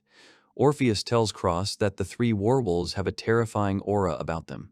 He senses their aura and tells his comrades that they have the same one as his older brother. Orpheus says that he has a very bad feeling and asks Livia and Cross to be more vigilant. Cross, having listened to the request of the werewolf king, tells him that he will remain on guard. The werewolves say they have no need to run from a werewolf like him. They confidently declare that they will cut off his head right here and now and bring it to their true king. The werewolf in glasses suggests his friend to simply use this thing. He takes a stone out of his pocket and replies that he completely agrees with it. Orpheus is astonished, saying that this cannot be. Cross turns towards Orpheus, not understanding why he has such a strong reaction. The werewolves eat their stones, and Orpheus screams, asking if it was a magic stone. The werewolf, having absorbed the magic stone, says that now he can become as powerful a werewolf as the king. He begins his transformation, which brings him terrible pain. The ground beneath him breaks, and he himself roars loudly from his transformation. Livia and Cross look at this with their mouths open in surprise. The server's werewolves are getting bigger and stronger, and Cross is asking what's going on. Three werewolves, who previously had a more human appearance, turn into real wolves. Instead of a head, they have a wolf's muzzle, and claws have grown on their hands, but their torsos resemble a human's. Cross, seeing what they have become, curses. He asks what this is. One of the battle wolves starts to attack them. Cross screams, alerting his comrades that it is approaching them. Livia attacks the wolf with her sword, the wolf that attacked her. She stabs him deeply in the torso. Her eyes widen in surprise. She sees that the wound she literally inflicted on him heals instantly. Livia warns Cross that the wolves have grown stronger thanks to the magic stones. Cross fights back and advises him not to give in to their pressure. He yells at Livia to remember her usual training, and Livia firmly replies that she will do so. The huge werewolf growls loudly and swings his paw at Livia, who is half his size. The girl closes her eyes and begins to concentrate. She uses her skill, Water Blade, and attacks the monster with it. She stabs the northern werewolf right in the chest with her sword. With the tip of her sword, she hits the magic stone that he absorbed to become stronger and completely shatters it into small pieces. By hitting this stone, Livia kills her opponent. The stone explodes right in the wolf's body. She yells at Cross and Orpheus, telling them to aim their attacks at the magic stones that are inside their bodies. She claims that if they destroy the magic stones, they will go out of control. The Cross shouts to her that he understands and they will do exactly as she told them, and Orpheus also agrees. They fight the remaining werewolves. The mark of the exploded stone remains on the bodies of the wolves. 3 dead werewolves lie on the ground next to each other. Orpheus, Livia, and Cross say that they managed to destroy them all. Cross says that if they don't return, the base will notice that something is wrong. He suggests that they may come to investigate the area in the near future. Orpheus is deep in thought, so he doesn't immediately respond to Cross's words. The young man, noticing that something is wrong with Orpheus, turns to him and asks him if he is okay. Orpheus, with regret in his voice, answers him that these guys do not know what mercy is. Orpheus explains that, in fact, a stranger once approached him about a deal involving a magic stone. Cross is shocked that Orpheus has encountered magic stones before. Orpheus remembers the situation when a man approached him, hiding his face with a hood on his head, and offered to buy him a magic stone. He tells Cross that he did not recognize the face of the seller, but he called himself a vampire. Livia explains to them that vampires and foxes have magic. She tells them that they can also make various magical tools. Orpheus explains that his father was a man of chivalry and hated magical tools, which is why they rejected this vampire seller. He says he had no idea that he was selling magic stones to his brother behind his back. He looks at the wolves they killed and says that they are no longer human, but demons. He claims that it is madness to allow the younger generation to wear such a thing. The Cross begins his speech in front of the village. He announces to the villagers that they have killed the northern werewolves nearby, but they too can expand their search area, so he asks them all to be on guard and continue their diligent training. Cross thinks that it is better to keep quiet about the magic stone for now, because if they scare them away, it will lead to the opposite effect. Cross realizes that with their current power, The worst that could happen is that they would be wiped off the face of the earth. Cross announces to Orpheus that he is heading to the slime village. Orpheus, who clearly did not expect this, is surprised by Cross's decision. Orpheus asks Cross if he is still going there on the topic of their alliance. Cross replies that that is one thing, but first they need to share with them their information about the magical stones that the werewolves of the north possess. He reminds Orpheus that Sufi told them that they are weak against magic, so magic stones and other magical tools can pose a strong threat to the slime's life. Orpheus says that Cross is right, and they should tell the slime tribe in advance about the magic stones that the werewolf tribe from the north uses, and maybe they will even change their mind about creating an alliance with them. Orpheus asks Cross if he can come with him to the slime village. Cross says he can't. He explains that he actually has a meeting scheduled for today. Rufuna suddenly starts barking somewhere nearby. Cross complains that Goblin's training has made her resentful of him. Today, they were planning to explore the forest, as Orpheus mentioned. He turns to Rufus and says that this isn't quite what they originally planned, but they must leave now. He asks his wolf Rufus where Goblin is. Rufus barks back at him. Cross asks Rufus about Goblin's mood and is about to summon demons. Rufus shakes his head, arguing against it. Cross asks Rufus what he's doing. He doesn't have to do that. Rufus responds with his own barking. Cross asks him if he suggested that he follow the scent and find her. Orpheus, who has been listening to the conversation all this time, realizes that he understands him. Cross is concerned about the movements of the northern wolves and has instructed Goblin to report danger. He accepts Rufus's offer and goes with him. He puts a bottle of potion and a small cape around his neck. Cross tells him that he will give him potions just in case, because suddenly something happens. He asks Rufus to take him to Goblin. The wolf enthusiastically agrees, and they set off, leaving the village. Many petals from beautiful flowers float in the air in the forest. A goblin sits in the middle of a field of beautiful flowers, busy with something. She weaves a wreath from the flowers that now surround her. She looks at the wreath she has made and dreams of giving it to Cross, and him stroking her head as a sign of gratitude and praise. Suddenly, someone's hand appears behind Goblin. Lion Haverst, Cross's older brother, grabs Goblin from behind by the back of her head and roughly lifts her into the air. Goblin tries to turn around to see who is doing it. He angrily asks her if she is the goblin woman who beat up his brother Alibert. Cross asks Rufus if her scent disappeared along the path he and Rufus took to find her in the forest. Cross asks him if he really doesn't smell anything at all, and the wolf confirms this with his barking. Cross thinks about this and decides that this is all quite strange, because Rufus's sense of smell must be quite well developed. He looks at Rufus closely, seeing his obvious distress about this, and cannot understand how Rufus's nose could not work, since she also has a demon name. Rufus lets go of his ears and barks pitifully, telling him something, and Cross, worried, replies that he is absolutely fine. He tells him that it just so happened that his nose didn't work today.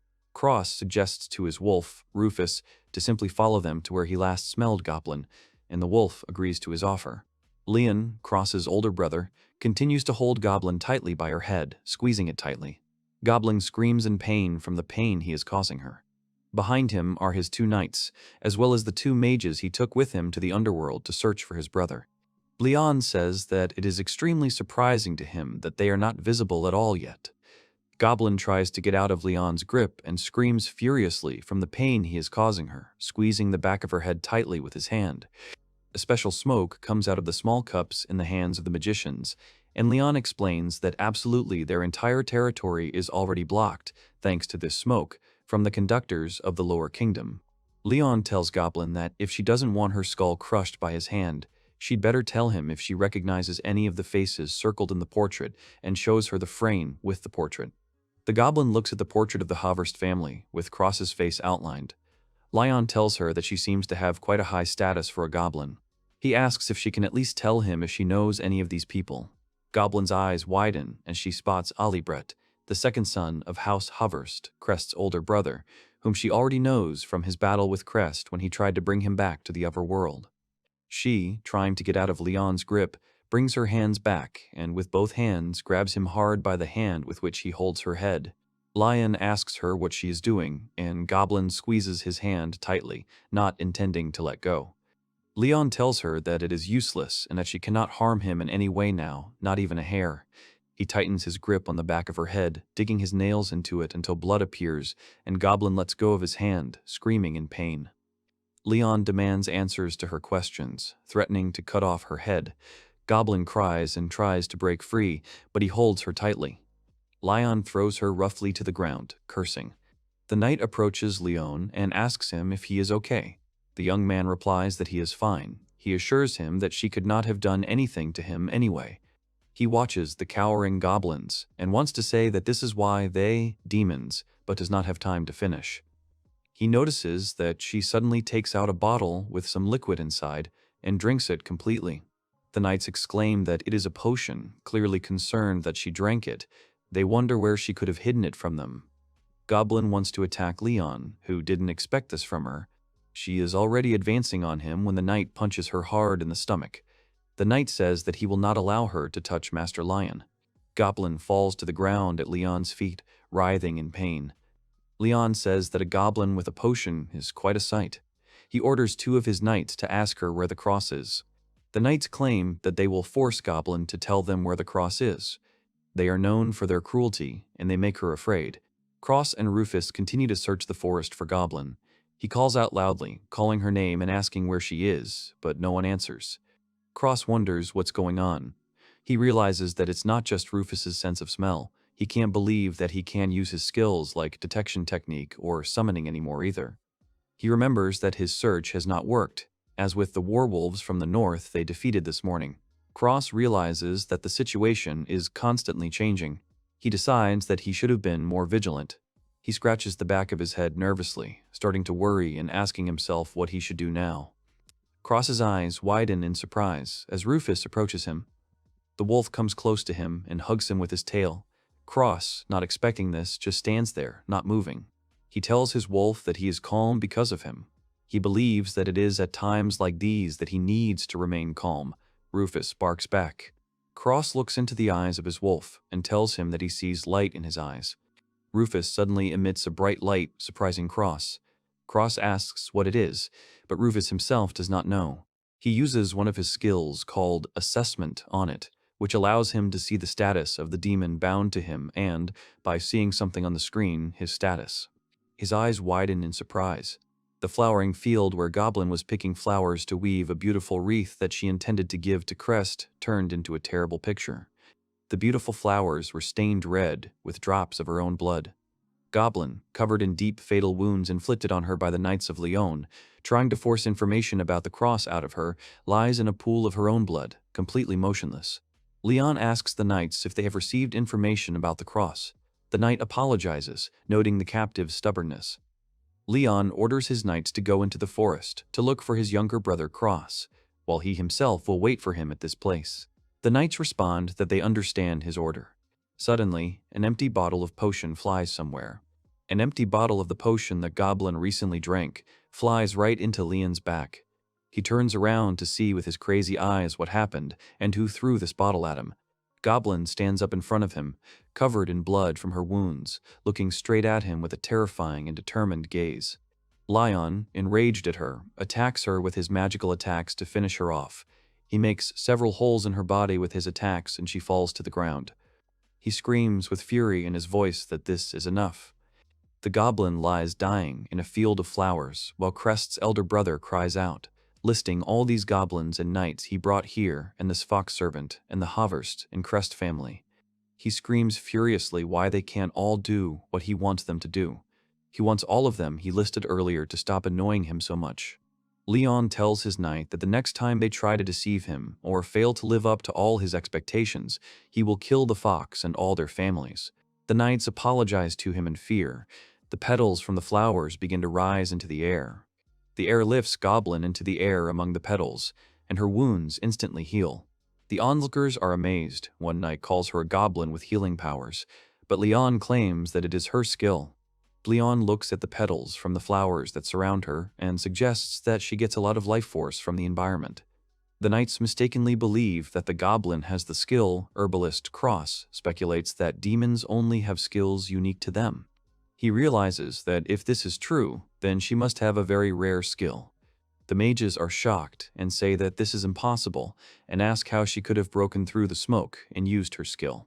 The mage, cut in half, does not immediately understand what happened. He looks at the remains of his comrade, trying to comprehend what happened.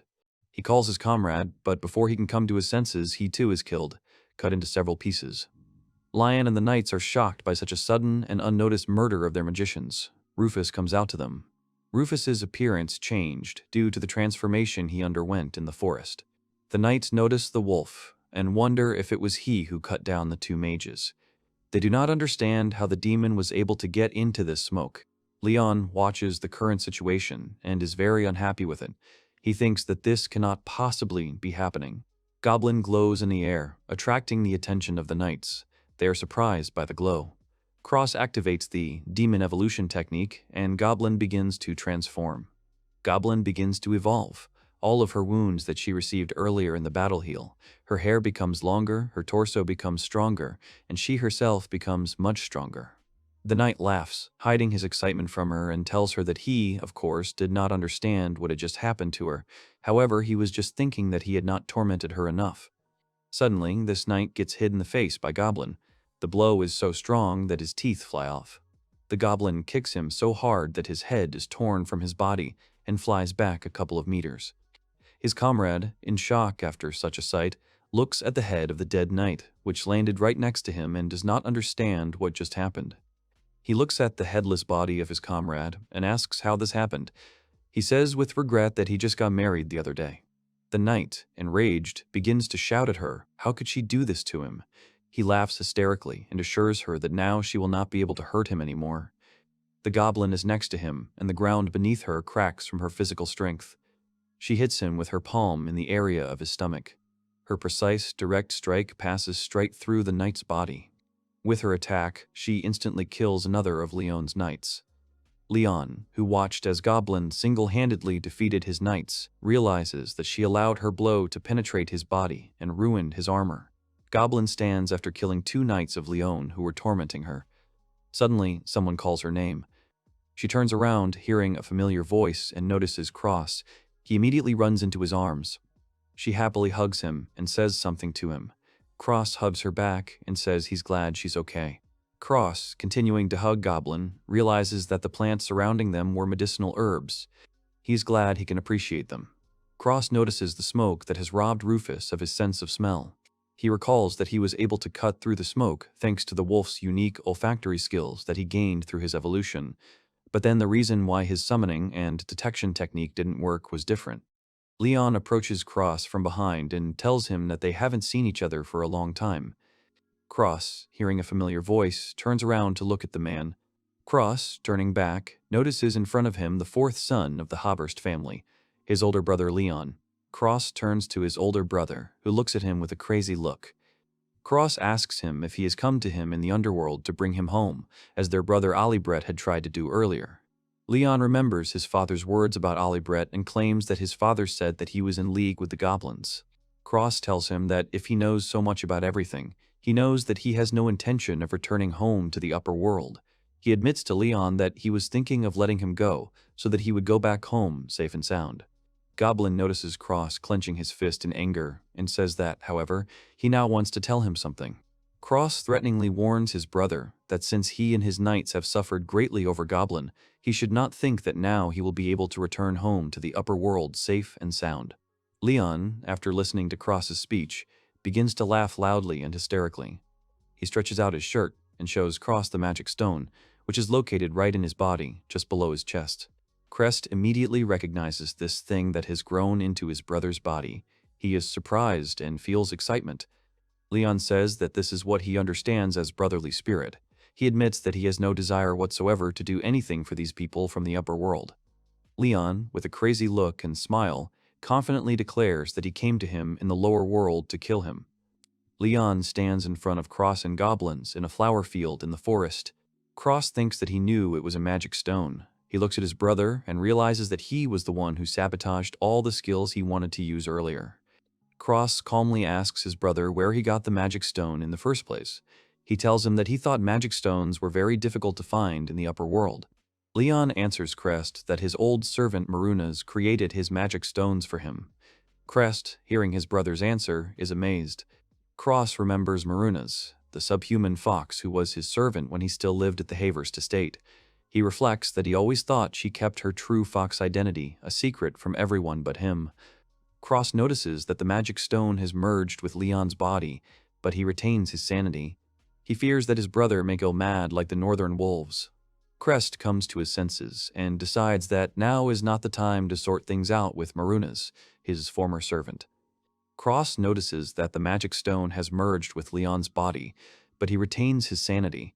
He fears that his brother may go mad like the northern wolves.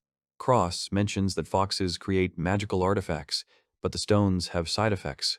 Leon mockingly asks if Cross is upset about losing his maid. Leon smugly claims that Cross was the only one in the upper world who was so incompetent as to trust subhumans. He tells him that they first gave her to sinners and servants, and then got rid of her. Cross decides that he had to resort to some trickery. Leon adds to his words that although it was extremely unpleasant for him to swallow something that was left behind, Leon attacks Crest, exclaiming that all this is only thanks to him. Leon attacks Crest with a magical attack. The young man does not have time to dodge, and the attack hits him.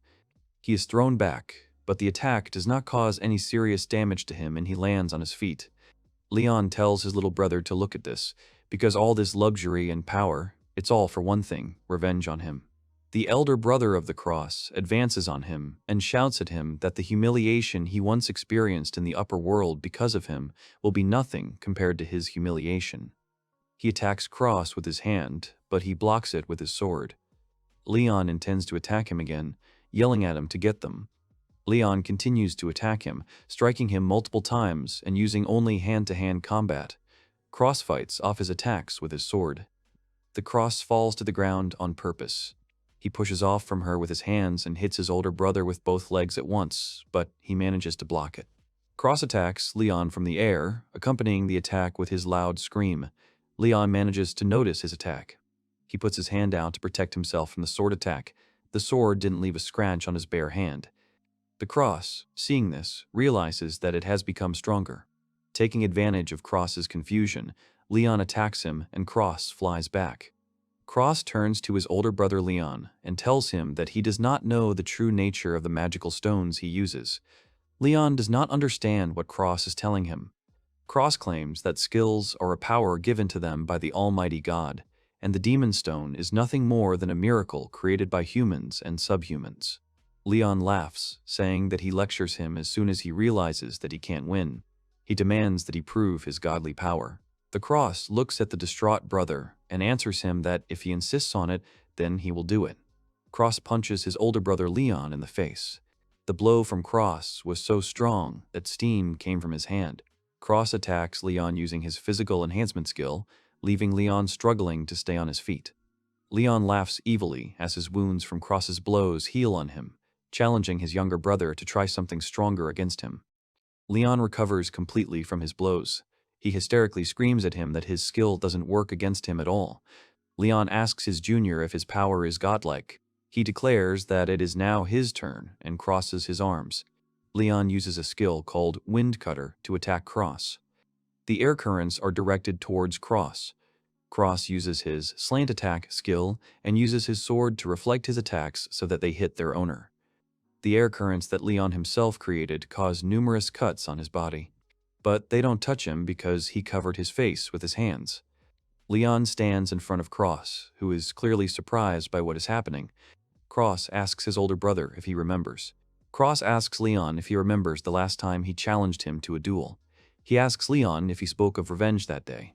Leon, not expecting such words from Cross, is surprised. Leon begins to shake from the anger he feels towards his younger brother and asks him what it means. Cross has not forgotten this. Leon starts yelling at Cross, saying that he must be joking. He asks Cross if he thinks that the whole range of his humiliations is only related to that day, when their duel at the academy took place. Cross stands silently, listening to his brother's cries and does not answer his questions. Leon starts to go crazy. He grabs his head and screams at Cross that he is always like this, that he always looked down on him and stole absolutely everything from him.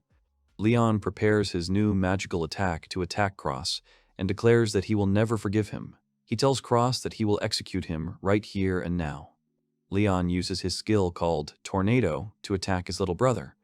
The tornado heads towards Cross, who muses that he didn't think Leon could create such powerful wind magic. He realizes that, as he thought, the effect of this magic stone is terrifying. Cross realizes that, with the increase in mass and rotation speed, his thrust is low, so he decides that it will be easier for him to dodge this attack. Suddenly, a knight appears behind him, intending to grab him. The knight holds Cross's arms so that he cannot dodge or escape from Leon's tornado attack. He looks back and sees that the knight who grabbed him is just a knight's body without a head. The Cross, frightened, asks what it is. Leon, who also did not expect this, is surprised. He watches this and begins to laugh, saying that this is very good. He tells the headless knight to keep up the good work. Meanwhile, the tornado created by Leon is already very close to the Cross. Rufus blocks Leon's attack, and Goblin crushes the knight's heart. Leon is surprised by their appearance and gets angry.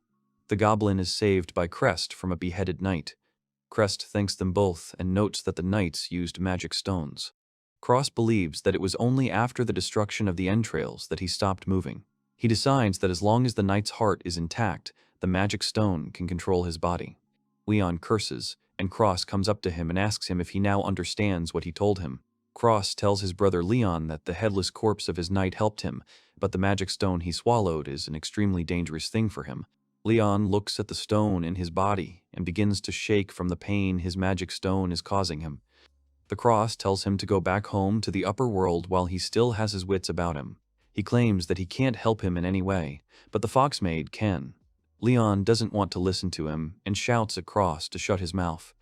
Leon, completely out of his mind, takes out all the stones he has and holds them in his palm. Cross is surprised that he has even more stones.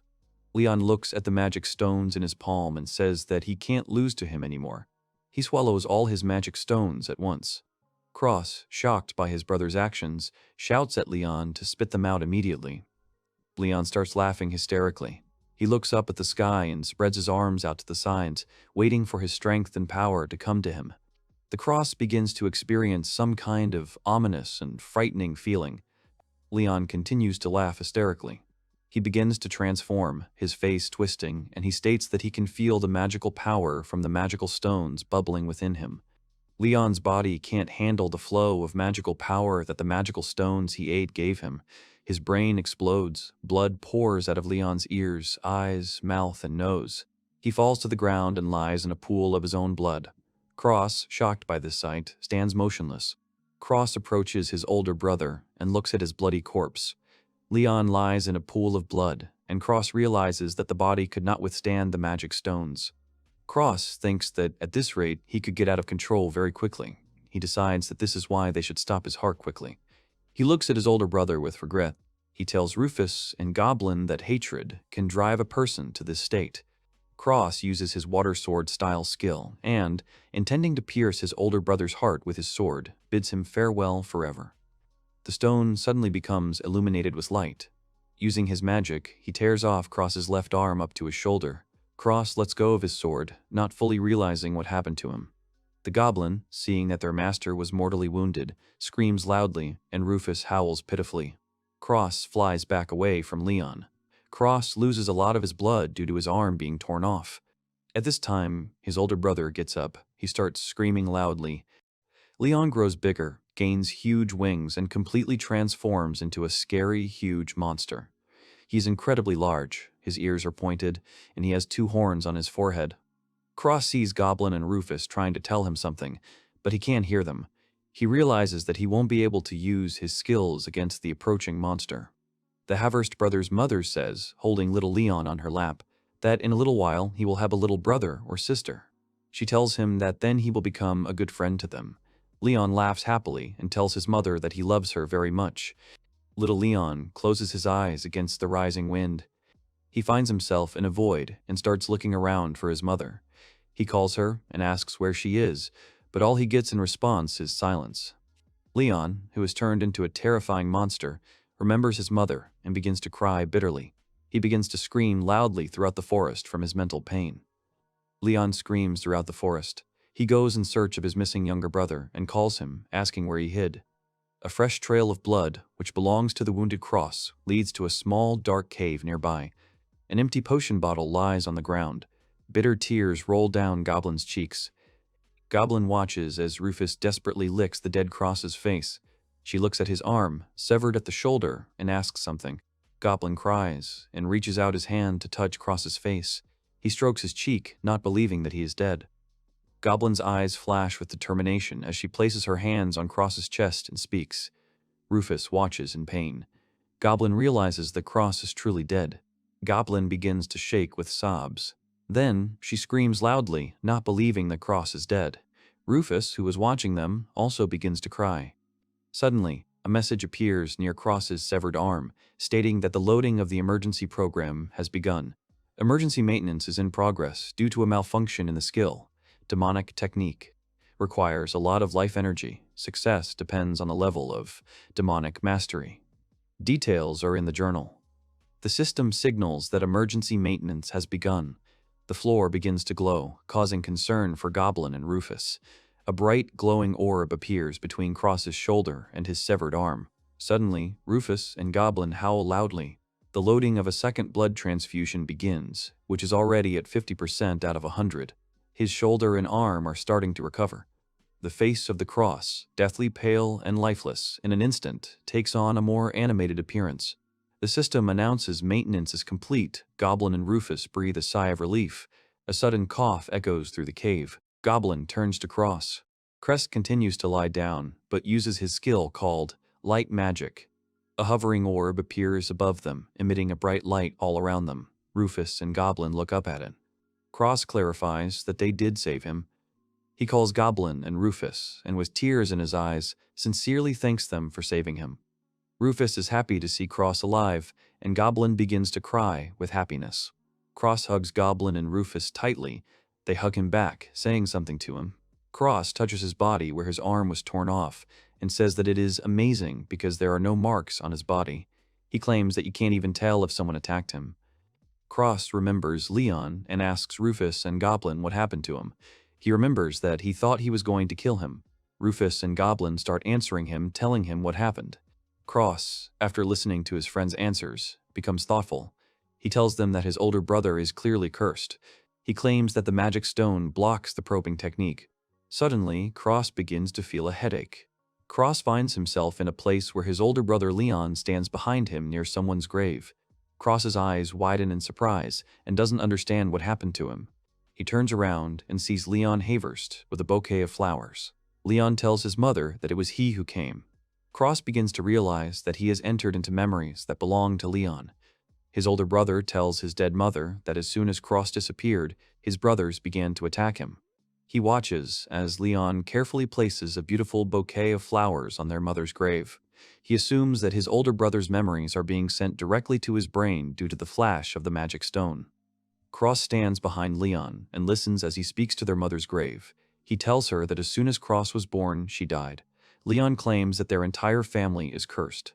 Leon explains that his brothers can't get along with each other because, as long as Cross is alive, their family will be haunted by misfortune. Cross listens to Leon, feeling some kind of regret. Leon gets to his feet and asks their mother that she is watching over them all in heaven. He turns towards the Cross and confidently declares that he will avenge the humiliation she suffered from him and get even with him for her death. Cross returns from his older brother Leon's memories back to reality. Leon's face shows determination, while Cross's face shows nothing. He is completely indifferent. Cross says that the demon stone is blocking his abilities, but it is not blocking Leon's abilities. He tells them that memories of his other side are flooding his head, no questions asked. Cross wonders if being alive is a crime. Goblin asks him something. Cross expresses his displeasure by saying that he has heard it all before. He claims that he is extremely tired of hearing it all the time. Cross turns to Goblin and Rufus and apologizes to them for that. He says that they will have to stay with his older brother for a little while longer. Cross says with all his determination that the three of them will stop him. Goblin and Rufus support him, saying something to him enthusiastically. Meanwhile, Leon finds a trail of Cross's blood, which leads him straight to the cave where Cross, Goblin, and Rufus are supposed to be hiding. Leon begins to destroy the cave by pounding it with his huge fists. He asks Cross where he is. Suddenly, Leon hears Cross say that he is there. Leon turns around at his cry, but Cross is nowhere to be seen. He starts shouting again, calling him to come out. Not far from him, he notices Rufus, who is looking straight at him with determination. Leon shouts, asking Cross where he is. The wolf continues to look straight at him with determination. Leon tries to grab Rufus. Rufus uses his skill, called Howl, which creates a dome around him, preventing Leon from getting close to him. Leon, upon touching the dome, freezes in place. Cross shouts at Goblin that it's time for her to act. She immediately runs out of her hiding place. Cross, advancing on Leon, muses that Rufus's unique ability temporarily encases the target in a golden bridle. He shouts at Leon that it's over for him. Cross and Goblin attack him together with a loud cry. Cross and Goblin hit him right in the magic stone in his body. They destroy the magic stone, and it falls off Leon's body, crumbling into pieces. Leon's body explodes in the chest area where the magic stone used to be. The magic stone turns black and disappears into thin air. In the forest, Goblin, Cross, and Rufus watch as Leon's body begins to slowly evaporate. Cross realizes that the reaction to the enormous flow of magical power is causing his body to become sacralized. He believes that even his skills can no longer stop this process. He turns to Leon. The Cross says that he has already severed all his ties with the upper world, so he doesn't care what happens to him now. He admits that he just feels sorry for his mother. He says that he really does regret it. A dying Leon looks up at the sky when he notices something in the distance flying straight towards him from the sky itself. It gets closer and closer to him, and Leon's eyes widen in surprise as he begins to realize who it is. His mother appears in front of him, with large angel wings, opening her arms to him. With the last of his strength, Leon calls for his mother. Cross is surprised, asking if his mother has come for him. Leon, who had almost disappeared, starts laughing and says that it has finally happened. His mother touches his face, and he tells her, with a happy smile on his face, that he met her first. He claims that from this very moment, they will be together forever. Cross, Goblin, and Rufus watch intently as Leon completely disappears. Cross looks at Leon disappearing with their mother with sadness and regret. Cross approaches Rufus and Goblin, asking them to go home. His friends happily agree. The maid asks Merle to wash the window, and she agrees. Merle ponders Master Lion's return from the underworld while washing the window and overhears a conversation about the death of the children of the head of House Abast. Servant collar that Leon had placed on Merle to subjugate her is removed and falls to the floor near her feet. Merle picks it up off the floor, examining it. He realizes what has happened to her, and her eyes are filled with anger and determination. One of the maids, noticing Merle's strange behavior, asks her if something is wrong. She says everything is fine. She lies that she just has some fireproof trash there. She says she will go and throw it out. The maid tells her to deal with it. Merle destroys the servant's collar, declares Leon dead, and transforms into a fox. She promises to come to Master Cross.